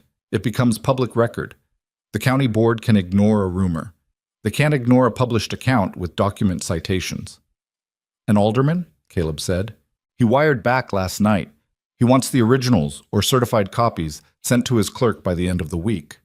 Reardon looked at him steadily. "He's been waiting for a clean reason to open an inquiry into Langley's operations for 2 years. He's not going to waste it." The kitchen was warm from Martha's stove, and outside the window, Silver Ridge was waking up in its slow, practical way. A wagon on the main street, smoke from the blacksmith's, someone opening a shop door. Ordinary things. Vivian watched them and thought about how ordinary things look exactly the same when everything is about to change. Langley won't wait, she said. No, Reardon agreed. He'll move on the county board first. Try to get ahead of the inquiry by making this a personal dispute. Turner versus Langley, neighbor against neighbor, nothing to see. He paused. He might also try to get to Morley. I know, Caleb said. If Morley recants, he won't, Vivian said. Both men looked at her. He won't, she said again, because what he said in that room last night wasn't a position he chose. It was something that came out of him when he couldn't hold it anymore. You can coach a position. You can't coach that. She looked at her coffee. Langley can offer him money. He can't give him back what it felt like to say it. Martha, at the stove, said nothing, but Vivian saw her head tilt in a fractional nod. They spent the morning working. Vivian went back to the land records office and had Willis make certified copies of the key documents, 4 of them, paid for out of her own pocket, which was considerably thinner than she would have liked. She packaged them carefully for mailing to Alderman's clerk in Pueblo and handed them to the post rider herself, which was either excessive caution or appropriate caution, and she decided it was appropriate. By midday, she and Caleb rode back to the ranch. It was intact. That was the first thing she checked. The barn, the fence line visible from the approach, the house with its thin thread of smoke from the banked stove. Nothing disturbed, nothing missing. She let out a breath she hadn't fully known she was holding and dismounted. But the afternoon brought Prentice. He came around 3 o'clock, alone this time, without his studied casualness of the first visit. He tied his horse at the fence and walked up to the porch, where Caleb was replacing a board, and his face had the tight, deliberate blankness of someone delivering a message they did not write. Vivian stayed on the porch. She did not go inside. Mr. Langley would like a private meeting, Prentice said to Caleb. Just the 2 of you. His office, tonight, if it suits. It doesn't suit, Caleb said. Prentice paused. He said to tell you he's willing to revise the offer, significantly. Then he can put the revision in writing and send it to my attorney. Prentice blinked. Your attorney? Ed Reardon is helping me identify appropriate legal representation in Pueblo, Caleb said. This was technically true. They had discussed it that morning for about 4 minutes. Any offer from Langley goes through him. Prentice looked at Vivian. She looked back at him without expression. Mr. Langley is not going to appreciate this, Prentice said. I expect not, Caleb said, and went back to the board he was replacing. Prentice stood there for a moment longer with the expression of a man who had been given a script for one kind of conversation and was having a different kind, and then he walked back to his horse and rode out. When he was gone, Caleb set down his hammer and looked at Vivian. Attorney, she said. Reardon did mention we should have one. He did. She paused. Do you actually have one? Not yet. I'll write to the one Reardon suggested in Pueblo tonight. He picked the hammer back up. Good. It was not, she would think later, a particularly romantic exchange, but there was something in it, in the easy, unspectacular division of a problem between 2 people who trusted each other to handle their half, that was its own kind of closeness, more real, maybe, than the ornate versions. The next 3 days were the tightest of everything. Langley moved the way Reardon had predicted, fast and on multiple fronts. He went to 2 members of the county board, men named Carver and Stills, who had been receiving his goodwill for years in the form of contracts and quiet favors. He sent his Denver lawyer, Caulfield, on the overnight stage. He reached out to Banks, who had been quieter than Morley since the meeting and more susceptible to renewed persuasion. Vivian knew most of this through Martha, who knew most of what happened in Silver Ridge, the way a telegraph operator knows what's on the wire, not by snooping, just by paying attention. Martha told her about Caulfield's arrival with the particular expression of someone delivering a weather report, factual, with an implicit recommendation to prepare. Caulfield was good. She had to respect it even as she worked against it. He went to the county clerk's office and reviewed exactly the documents she had reviewed, which meant he now knew the precise shape of the exposure. He had lunch with Carver and Stills. He sent a formal letter to Reardon through the post, which was Langley's lawyer putting Reardon on notice that anything he published would be examined for defamatory content by someone who knew how to make that examination expensive. Reardon received the letter, read it, set it on the table in the saloon, and wrote his article anyway. He can threaten all he likes, Reardon told Vivian when she came by. The documents are public record. I'm reporting what they say. Let Caulfield try to make that into libel. He had the slightly reckless cheerfulness of a man who had been cautious for years and had recently remembered he was also brave. Besides, the Tribune's lawyers are better than Langley's. You're sure about that? I'm fairly sure about that. He paused. 75%. She appreciated the honesty. The Gazette letter ran on Thursday, as promised. By Friday afternoon, 3 copies of the paper had circulated through Silver Ridge, and 2 more had gone out on the stage toward Walton and Pueblo. The county board could no longer say they hadn't heard. People who had been sitting carefully on their opinions began to speak, because people are frequently waiting for someone else to speak first. And once the first voice goes, the rest follow more easily. Hester came to the ranch on Friday. He sat on the porch with Caleb and Vivian and his hat in his hands and said, without decoration, I've been in this valley for 22 years. My father homesteaded 20 miles east of here. I've watched Langley buy people up one at a time because nobody wanted to be the one who stood up. He looked at Caleb. I'm standing up, whatever you need from me.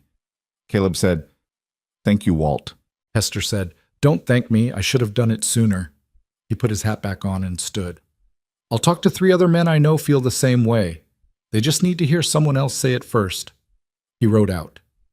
Caleb and Vivian sat on the porch in the cold afternoon, and she was aware of something changing in the air of things. Not resolved, not finished, but changed. A shift in which direction the weight was falling. It's moving, she said. Yes. He was looking out at the valley. The creek was visible from the porch in winter when the cottonwoods were bare, a silver line threading through brown grass, the water that Langley had built 3 years of careful strategy to control. Vivian. She looked at him. I want you to know something, he said. He was still looking at the valley, not at her, which was how he said the things that mattered, sideways, to the middle distance, as though direct delivery was a kind of exposure he was still learning to tolerate. When I wrote that letter to Missouri, the advertisement, he paused. I wasn't sure what I was asking for. I knew what I said I was asking for. I wasn't sure what I actually needed. She waited. I think I needed exactly this, he said. I don't mean the Langley situation. I mean someone who... He stopped, started again. Someone who doesn't step back from hard things, who thinks clearly when it matters and doesn't need to be handled. He finally looked at her.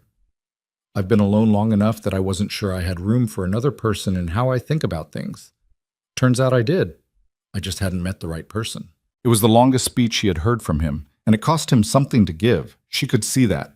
She looked at him, this man with his rough hands and his shelf of books and his 5 years of solitary stubbornness and the deep decency that ran through all of it.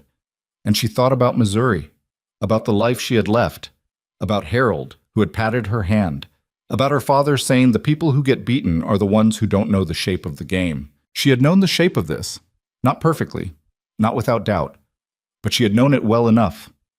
Caleb, she said. Yeah, I'm staying. He looked at her. I know, he said, and then very quietly, I'm glad. It was not a declaration. It was something better than that. The plain, unglamorous statement of 2 people who had been watching each other carefully for weeks and had arrived, without ceremony, at the same place. She didn't say anything else. Neither did he. The cold afternoon sat around them, and the creek ran where it had always run, and somewhere west the mountains held their snow, and the whole business of the valley continued its indifferent turning. The resolution of the Langley situation did not come all at once.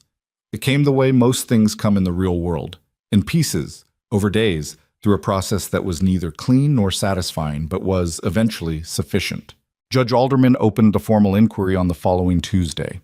Caulfield went back to Denver on the Wednesday stage, which was itself a signal. When a lawyer leaves, it usually means the client has shifted from fighting to managing. By the end of the second week after the Grange meeting, Langley had stopped sending Prentice to the Turner Ranch.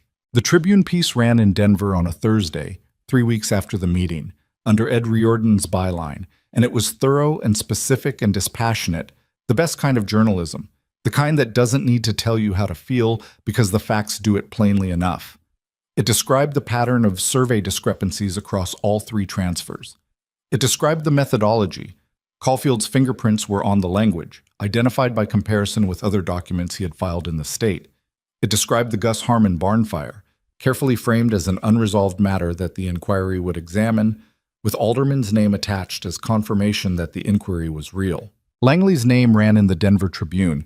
In 1882 in Colorado, that meant something. Carver resigned from the county board 2 weeks after the piece ran. Stills did not resign, but became very quiet about his association with Langley, which was its own kind of withdrawal. The formal inquiry took several months. These things always did, but the practical impact was faster. The ranchers who had been drifting toward Langley's orbit stopped drifting. Banks came to see Caleb in December, awkward and brief, to say that he was reviewing the transfer document with a lawyer of his own. It was not an apology exactly.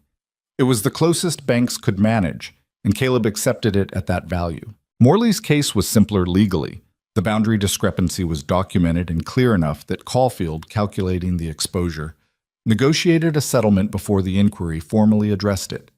Morley got the Northfield drainage back, or rather, an agreement that acknowledged he had never legally given it up. He came to the ranch the day after the settlement was confirmed and sat in Vivian and Caleb's kitchen. She noticed he said, "Your kitchen," to both of them, without differentiation, and drank coffee and didn't say very much. But when he left, he shook Vivian's hand as well as Caleb's. She noted the handshake, filed it. Winter came down hard in December, the kind of Colorado winter that reminded you exactly why the land was available to homestead in the first place, because surviving it was not for everyone. The ranch work became heavier and more constant, and there were days when the cold was mean enough and the wind strong enough that the distance between the house and the barn felt like a genuine test, not a chore. She pulled a shoulder in January, wrestling a stuck gate, and spent 4 days working through it because the work didn't stop for a pulled shoulder, and Caleb didn't fuss over her about it, but he did take the heavier fence tasks without comment for that week, which she noticed and appreciated without mentioning. They had their first real fight in February. It was about the cattle, specifically about whether to sell part of the herd before spring, which Caleb was against and Vivian thought was necessary given the ledger numbers, which she had been keeping with considerably more precision than his previous notation. The argument was genuine and not pleasant and went on for 2 evenings and involved Caleb saying, with more heat than he usually showed, that he had been running this ranch for a decade before she arrived and understood the herd decisions. And Vivian saying, with equal heat, that the numbers didn't care how long he'd been running the ranch. They were what they were. They did not speak much on the 3rd day. She worked in the barn and he worked on the north fence, and they passed each other at meals and were polite the way people are when they are being deliberate about it. On the 4th day, she was at the table with the ledger, and he came and sat across from her and looked at the numbers for a long time. "How many head?" he said. 14, she said. "Enough to stabilize the spring budget without gutting the herd's capacity." He looked at the numbers for another moment. "The Henderson family," he said, "east of Walton. They're looking to build their herd. I can get a fair price there without going to auction." "That works," she said. He stood and went to the stove to get coffee.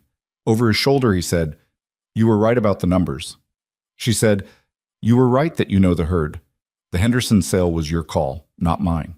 He came back to the table with 2 cups and set one in front of her. They looked at each other. "We're going to do this again," he said. "Not a complaint, more an acknowledgement."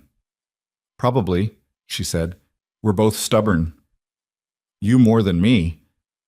"That is genuinely incorrect," she said. He almost smiled. "We'll disagree about that too." She did smile. She couldn't help it, which was slightly irritating. They drank their coffee and the ledger sat between them, and outside the February wind pushed at the house and pushed at it, and the house stayed where it was, which was the whole point of building a house well. Spring came in fits and starts, as it does in Colorado. 2 warm days followed by a late snow, green starting to show through and then retreating, the creek running higher as the snowmelt began. The ranch felt different in spring, opened up, more real. Vivian had been there through fall and winter, and she knew it in a way she hadn't in October, knew where the mud was worst after rain, which fence sections moved in the thaw, how the light came differently into the kitchen at this latitude. It was hers in a way that had nothing to do with legal documents. In April, Langley reached a formal settlement with the inquiry. He did not face criminal charges. Caulfield was too good for that, and the process was designed to make such outcomes unlikely. But the survey discrepancies were formally acknowledged. The 3 water rights transfers were partially invalidated and renegotiated under court supervision at terms considerably less favorable to Langley, and his operation in Silver Ridge was legally constrained from acquiring further water rights in the county without board review. He retained his 40,000 acres. He retained his cattle operation. But the quiet, systematic expansion he had been building for 3 years was over, at least in this valley. He was not ruined. Men like Langley rarely were. But he was stopped. The day the settlement was announced in the county paper, Ed Reardon came out to the ranch for the first time. He arrived on a horse that was visibly unhappy about the trip and dismounted with the particular stiffness of a man who prefers chairs to saddles. He had a bottle of whiskey from somewhere reasonable and a copy of the county paper folded under his arm. Caleb met him in the yard and they shook hands with the quiet respect of 2 men who had been useful to each other without ever becoming easy friends. "It's not everything," Reardon said, accepting coffee inside because it was still cold in April. "It doesn't need to be everything," Caleb said. "It needs to be enough." "Is it?" Caleb looked at Vivian. She was at the stove, and she turned and looked back at him, and something passed between them in that look. Not a complicated thing, just the plain acknowledgement of where they were and what it had taken to get there. "It's enough," he said. Reardon stayed for 2 hours and they talked about the inquiry and the Tribune piece and about Colorado, which Reardon clearly loved in the complicated way of someone who has been somewhere long enough to have opinions about it. He talked about Denver and the railroad and what the decade ahead might look like for the territory. He was good company, Vivian had always thought. The kind of company that makes you think without making you feel like you're being improved. When he left, the afternoon had turned golden, and the creek was running bright. Caleb came to stand beside her on the porch, watching Reardon's unhappy horse carry him back toward town.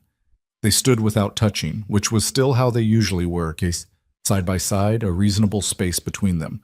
The particular closeness of 2 people who had learned each other's gravity without needing to collapse it.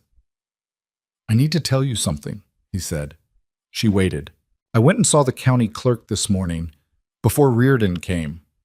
He looked at the creek. Asked about the process for adding a name to the property deed. She was very still. "It takes a filing," he said, "and both parties have to sign, and—" He stopped. He turned to look at her, and she was already looking at him, and his expression had the careful, unguarded quality it only had when he was saying something true that mattered. "And I'd like to do that, if you're willing. It should have been on the table since you arrived, and I didn't know how to say it until now." She looked at him. She thought about the letter she had read 8 months ago in Missouri. A capable woman of honest character, willing to share the work and difficulty of frontier life. And she thought about everything that phrase had turned out to mean, all the things it hadn't said and couldn't say, and had only been learnable by living. "I'm willing," she said. He nodded. A long pause. "Is that all you're going to say?" "What else do you want me to say?" He thought about it. "Something that sounds like you actually want to." "I want to," she said. Then, "I've wanted to for a while." He looked at her for a moment more, and something in his face shifted in that way she had learned, the quiet loosening of something held. "All right," he said. "All right," she agreed. They stood there on the porch in the April afternoon while the creek ran and the mountains stood where they had always stood, and the ranch stretched out around them with its repaired fences and its new section barn roof and its 1,200 acres of grass going tentatively green, and it was none of it perfect and none of it finished, and both of them knew it. That was the part she had come to love most. They married in June, in the Grange Hall, the same building where Vivian had stood with her notebook and read survey coordinates to a room that wasn't sure what to do with her. Martha Hobbs arranged most of it, with the focused intensity she brought to everything, and the result was practical and not fussy, which suited them both. Reardon came. Hester came with his wife, who had 3 opinions about everything and expressed all of them freely, and whom Vivian liked enormously for exactly that reason. Morley came. Even Willis from the records office came, which surprised her. It was a summer afternoon, and the door of the Grange Hall was propped open, and you could see the mountain from where they stood. And the light was the particular western light that falls in Colorado in early June, like something that can't last, which is maybe why it's so good. Caleb held her hand the way he did most things, without making a production of it, just firmly and without letting go. She had worn her good dress, which was not very good, and she had not done anything elaborate with her hair, and she was still the woman who had ridden in from Missouri with mud on her boots, and none of that had changed. What had changed was the shape of what she was standing inside. When it was done, and people were talking, and the whiskey Reardon had provided was going around, Martha came to stand beside her and said, very quietly, "How does it feel?"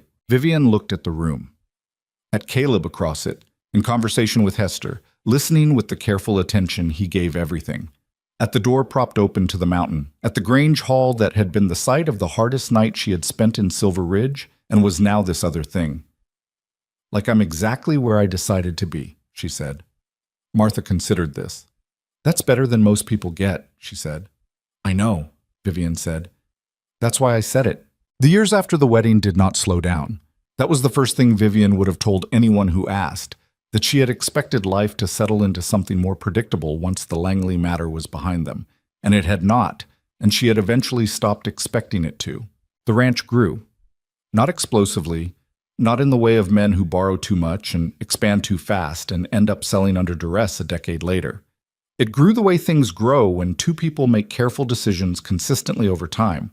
A new section here, better breeding stock there, an arrangement with the Henderson family to share equipment during harvest season that saved both operations money they didn't have to spare.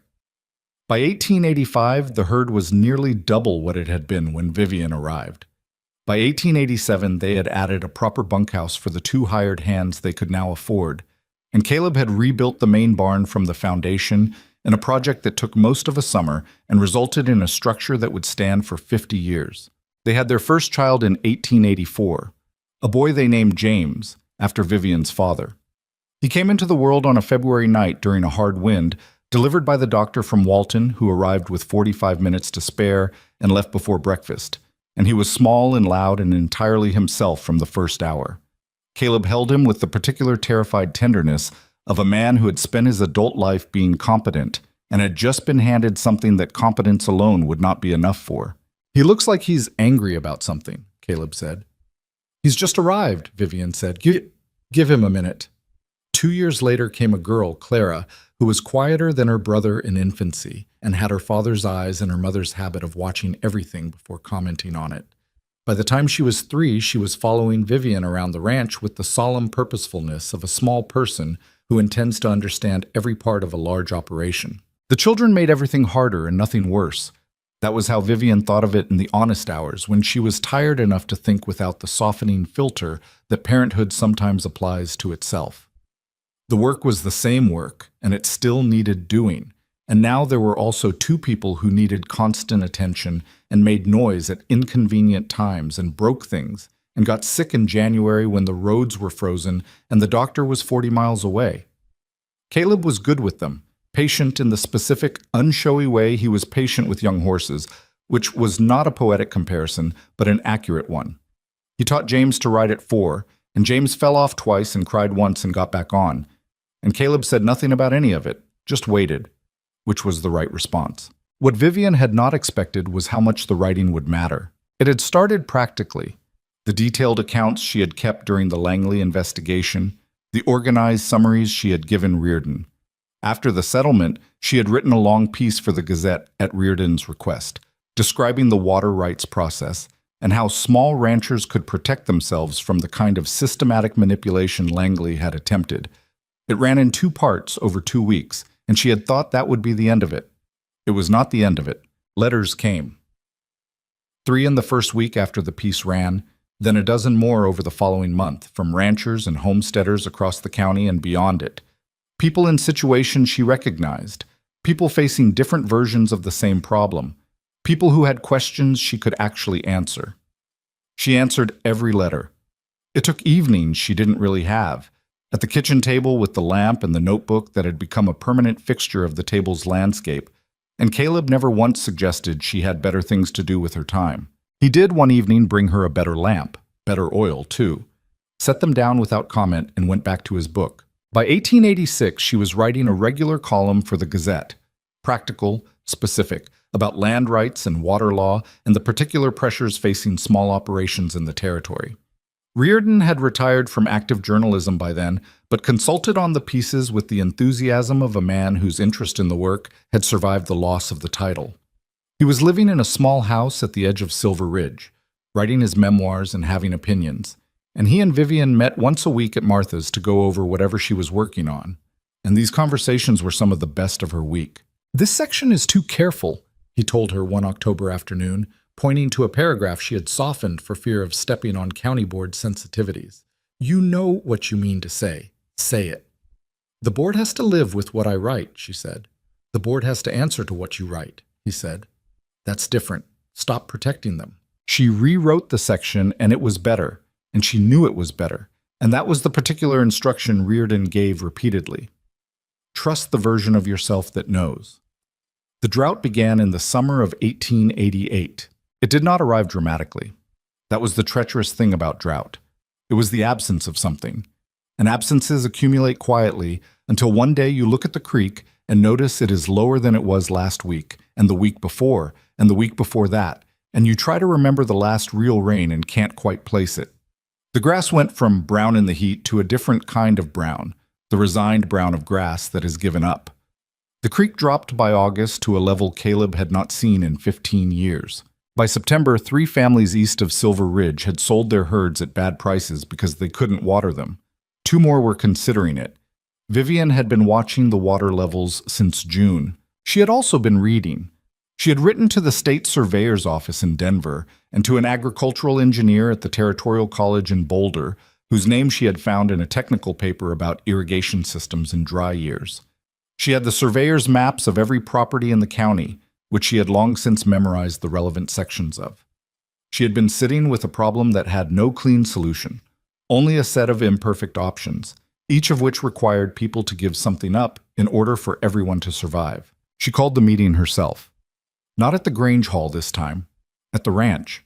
She sent 14 letters and received 11 confirmations and 3 non-responses, which she interpreted as uncomfortable yeses.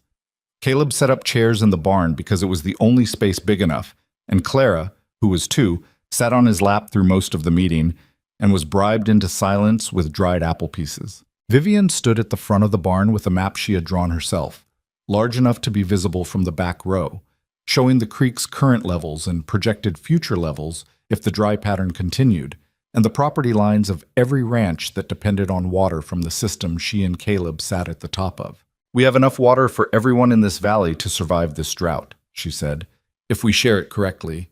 We don't have enough for everyone to operate as they normally would."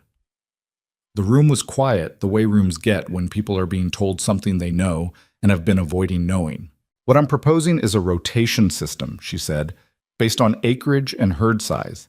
Each operation gets a guaranteed minimum, enough to keep animals alive and give crops a fighting chance. And anything above the minimum gets allocated by schedule, not by proximity to the source." She paused. "The ranches closest to the creek have an advantage in a dry year that they didn't earn, and the ranches further east didn't deserve to lose. The rotation corrects for that." Hester spoke from the middle of the room.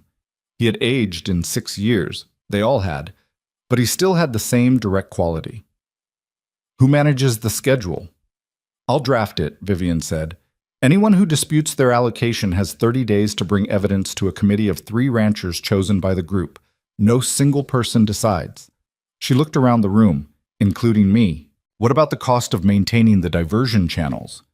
This from a man named Proctor, newer to the valley, who had a legitimate concern in the slightly defensive manner of someone who expects not to be heard. "Split proportionally by acreage," she said. "I've got the numbers here." She had the numbers for almost every question she anticipated, because she had been anticipating questions for 2 months. She knew the room. She knew the concerns. She had done the work of knowing, the way her father had taught her, before the moment that required it. The meeting went 2.5 hours. It was not comfortable. Proctor argued about the proportional split until Caleb pointed out, with his characteristic flat precision, that Proctor's operation would come out ahead under Vivian's system compared to first come first served in a dry year. and Proctor went quiet. A rancher named Delaway, who was one of the three non-responses, asked aggressive questions for 40 minutes and then agreed to the system when he ran out of arguments against it, which told you something about the species of his objection. By the end of the meeting, 12 of the 14 operations had formally agreed. The other two said they would consider it, which meant they would agree when they saw the others benefiting. When everyone had gone and the chairs were put back and Clara was asleep and James was being suspiciously quiet somewhere in the house, Caleb sat on a hay bale in the empty barn and looked at the map Vivian was rolling up. "Delaway," he said. "He'll come around." "I know. I just wanted to acknowledge that he was a lot." She laughed. It was a real laugh, short and genuine, and he smiled at it. That barely there smile she had spent the better part of 6 years watching him permit himself. He gave it more freely now. Not often, but more. "The channel maintenance," he said. "You lowballed Proctor's share." She paused in rolling the map. "Marginally." "Why?" She thought about how to say it. "Because he's new, and he doesn't trust that the system works yet. If I give him the technically correct number and he pays it and then has a bad year anyway, he'll blame the system. If I give him a slightly lower number and he has a bad year, he'll still blame the year but not the system. Next drought, he'll pay the correct number because by then, he'll believe the system is worth it." She finished rolling the map. "It's a $10 difference. I'll make up the gap out of our allocation." Caleb looked at her. "You were going to do that without telling me." "I was going to tell you." "When?" "When it was relevant." She set the map down. "Which is now." He was quiet for a moment. $10, he said. $10, she said. He stood up and stretched. He had a bad shoulder from a fence post incident in the spring, the kind of injury that had no drama about it, but also no end. He was 41 now and moved like a man who had been working hard since he was 15, which was accurate. She knew every one of his physical complaints, and he knew hers, which was the intimate archaeology of shared life. "All right," he said, $10. The drought lasted through the winter of 1888 and broke in March of 1889 with a week of hard rain that turned the creek back into itself and the valley floor into mud, the consistency of bad dreams. 4 of the 14 operations in the rotation system made it through in better shape than they would have otherwise. 2 more, including Proctor's, made it through at all, only because of the guaranteed minimums. Proctor came by the ranch in April with a bushel of early vegetables from his kitchen garden and left them on the porch without knocking. Vivian found them and understood what they were. She didn't mention it to him the next time she saw him in town, and neither did he, and that was its own kind of acknowledgement. The rotation system did not dissolve when the rains returned. That was the thing she had hoped for and hadn't counted on. It stayed, not because she insisted on it, but because people had experienced what it felt like to have a structure they could rely on, and structures that work are hard to give up once you've had them. It became, over the next decade, the model that 2 neighboring counties adopted when their own dry years came, and Vivian wrote about it in the Gazette and eventually in a longer piece that ran in the Denver Tribune and was referenced in a territorial legislative hearing on water rights management in 1891. She was not present at the hearing. She was asked to be and could not arrange the travel with 2 children and a ranch in the middle of calving season. She sent a written statement that Riordan had reviewed 3 times with his ink-stained hands and his 40 years of editorial judgment, and the statement was read into the record by a legislator from Pueblo whom she had never met, and 2 of its recommendations were adopted into the final report. She learned about this from a letter, in the kitchen, at the table that still tilted slightly on its warped leg. She read the letter twice and then set it down and went back to the accounts she had been working on, because the accounts needed to be finished before supper. Caleb came in from the barn an hour later, saw the letter, picked it up, and read it. He set it back down without making a production of it. Then he went to the stove and started on the coffee and said, over his shoulder, "The warped leg on that table has needed fixing for 9 years." She looked up. "You've been meaning to fix it for 9 years." "I know," he poured. "I'll do it this weekend." He did fix it that weekend, a Saturday afternoon, while James, who was 7 and already had opinions about carpentry, watched and offered suggestions that Caleb accepted with more patience than they deserved. The table sat level for the first time in 9 years, and Vivian put her elbow on it that evening and felt the difference and said nothing about it, which was its own small conversation. The years kept going. That is the ordinary miracle of a life, if it's going well, that the years keep going. James grew into a boy who was good with numbers and animals, and had his father's stubbornness and aversion his father could recognize, and his mother could sometimes redirect. Clara developed a specific interest in the horses that went beyond general ranch competence into something that looked like vocation. And by the time she was 8, she was doing things with difficult animals that made the hired hands stop what they were doing to watch. Silver Ridge changed around them, slowly. The railroad came to Walton, 12 miles east, which changed what things cost and how fast news traveled. Several families left, the ones who had always been planning to stay only until something better presented itself. And several others arrived, including a young couple from Nebraska who bought the old Delaware place and came to Vivian within their first month with questions about the water rotation, which made her quietly glad that the system had become enough of a known quantity that newcomers sought it out. Ed Riordan died in the winter of 1891. He went quietly, in his chair, with a half-written memoir on the desk beside him and a cold cup of coffee within reach, which was how he would have chosen it if you had asked. Vivian sat with the fact of his death for a day before she wrote anything, and then she wrote a piece for the Gazette that was the best thing she had written to that point, not because it was polished, but because it was honest in the way you can only be honest when someone is gone and you're trying to account for what they meant. She wrote that Riordan had taught her that being right about something was not enough, that the work of making the truth available to people, organizing it, presenting it, standing behind it in public, was its own skill, requiring its own courage, and that without people willing to do that work, the truth just sat in land records offices waiting to be ignored. Martha said it was the best thing she had ever read in the Gazette. Vivian said it was incomplete. Martha said, everything honest is incomplete. By 1892, Vivian Turner was known across 3 counties. Not famous in any theatrical sense, not a name people in Denver would recognize without context. Known the way useful people are known, specifically, practically, with respect that had been earned through demonstrated competence over time. She was asked to speak at county meetings. She wrote letters on behalf of small operations facing legal pressure, and the letters consistently landed. She was on the county water committee, which was not a glamorous position, and met in a cold room in January and required reading documents that most people found impenetrable. And she found this work satisfying in the bone-deep way that only comes from doing something you are genuinely suited for. She was not comfortable in every room she entered. There were still meetings where men looked at her with the calculating assessment of people who are deciding whether to take her seriously, and the calculation was sometimes long and sometimes insulting. She had learned not to argue for her right to be taken seriously. She just did the thing, clearly and thoroughly, and let the outcome speak for itself, and this was a discipline that never became entirely effortless, but did become reliable. One evening in the fall of 1892, she and Caleb sat on the porch in the cooling air after the children were in bed, a ritual they had maintained through a decade of variable weather and variable circumstances. He had a cup of coffee he was mostly ignoring. She had the notebook, open but not being written in. "What are you thinking about?" he asked. She considered the question. It was the kind of question he had learned to ask in the last few years.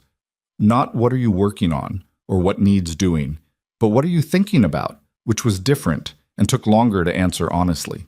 "I'm thinking about the woman at the Proctor place," she said. "The wife. Ellen." She had met Ellen Proctor twice in the past month, and both times the woman had the look Vivian recognized. Not unhappy, not desperate, just unseen, capable of more than was being asked of her. She's sharp. She could be doing the accounts for their operation instead of whatever she's doing.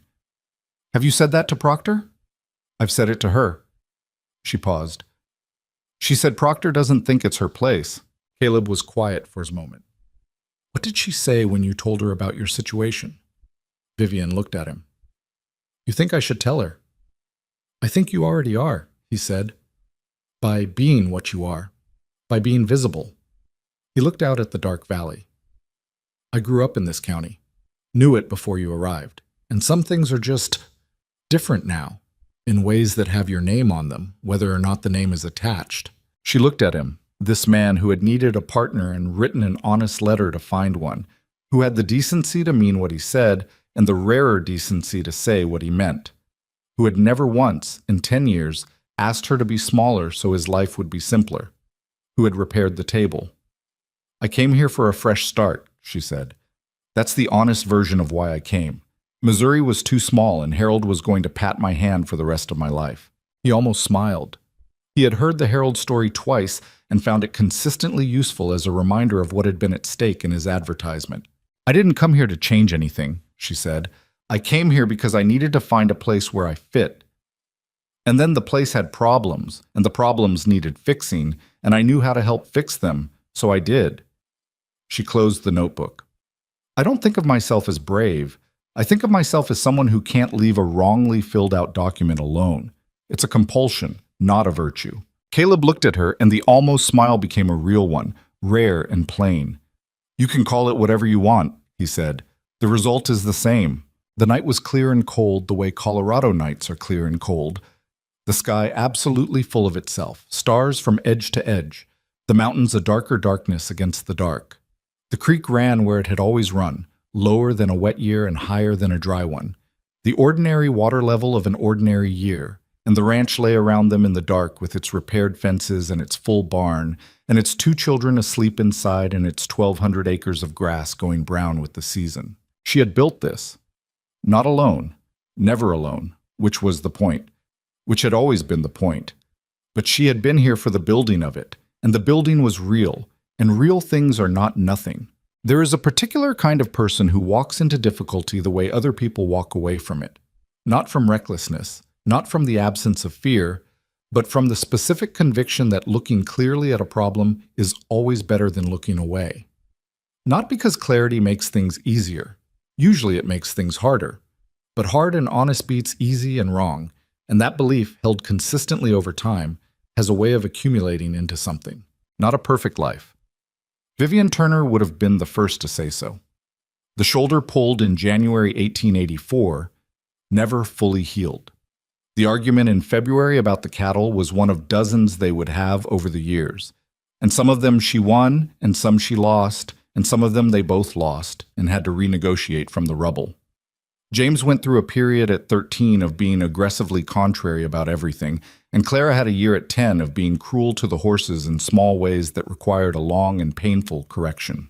And there were years when the money was bad, and the weather was worse, and the work required more than they had, and they gave it anyway because there was no alternative, and they were tired in the evenings in ways that sleep only half remedied. None of that was a surprise. She had not come here expecting an easy life. She had come expecting a real one. She had gotten exactly that. When she looked at Caleb beside her on the porch in the October night, she thought about the woman who had ridden into Silver Ridge 10 years ago with a rifle and a mare and a sharp mind and mud on her boots. That woman had been brave, yes, but not in the heroic, abstract sense.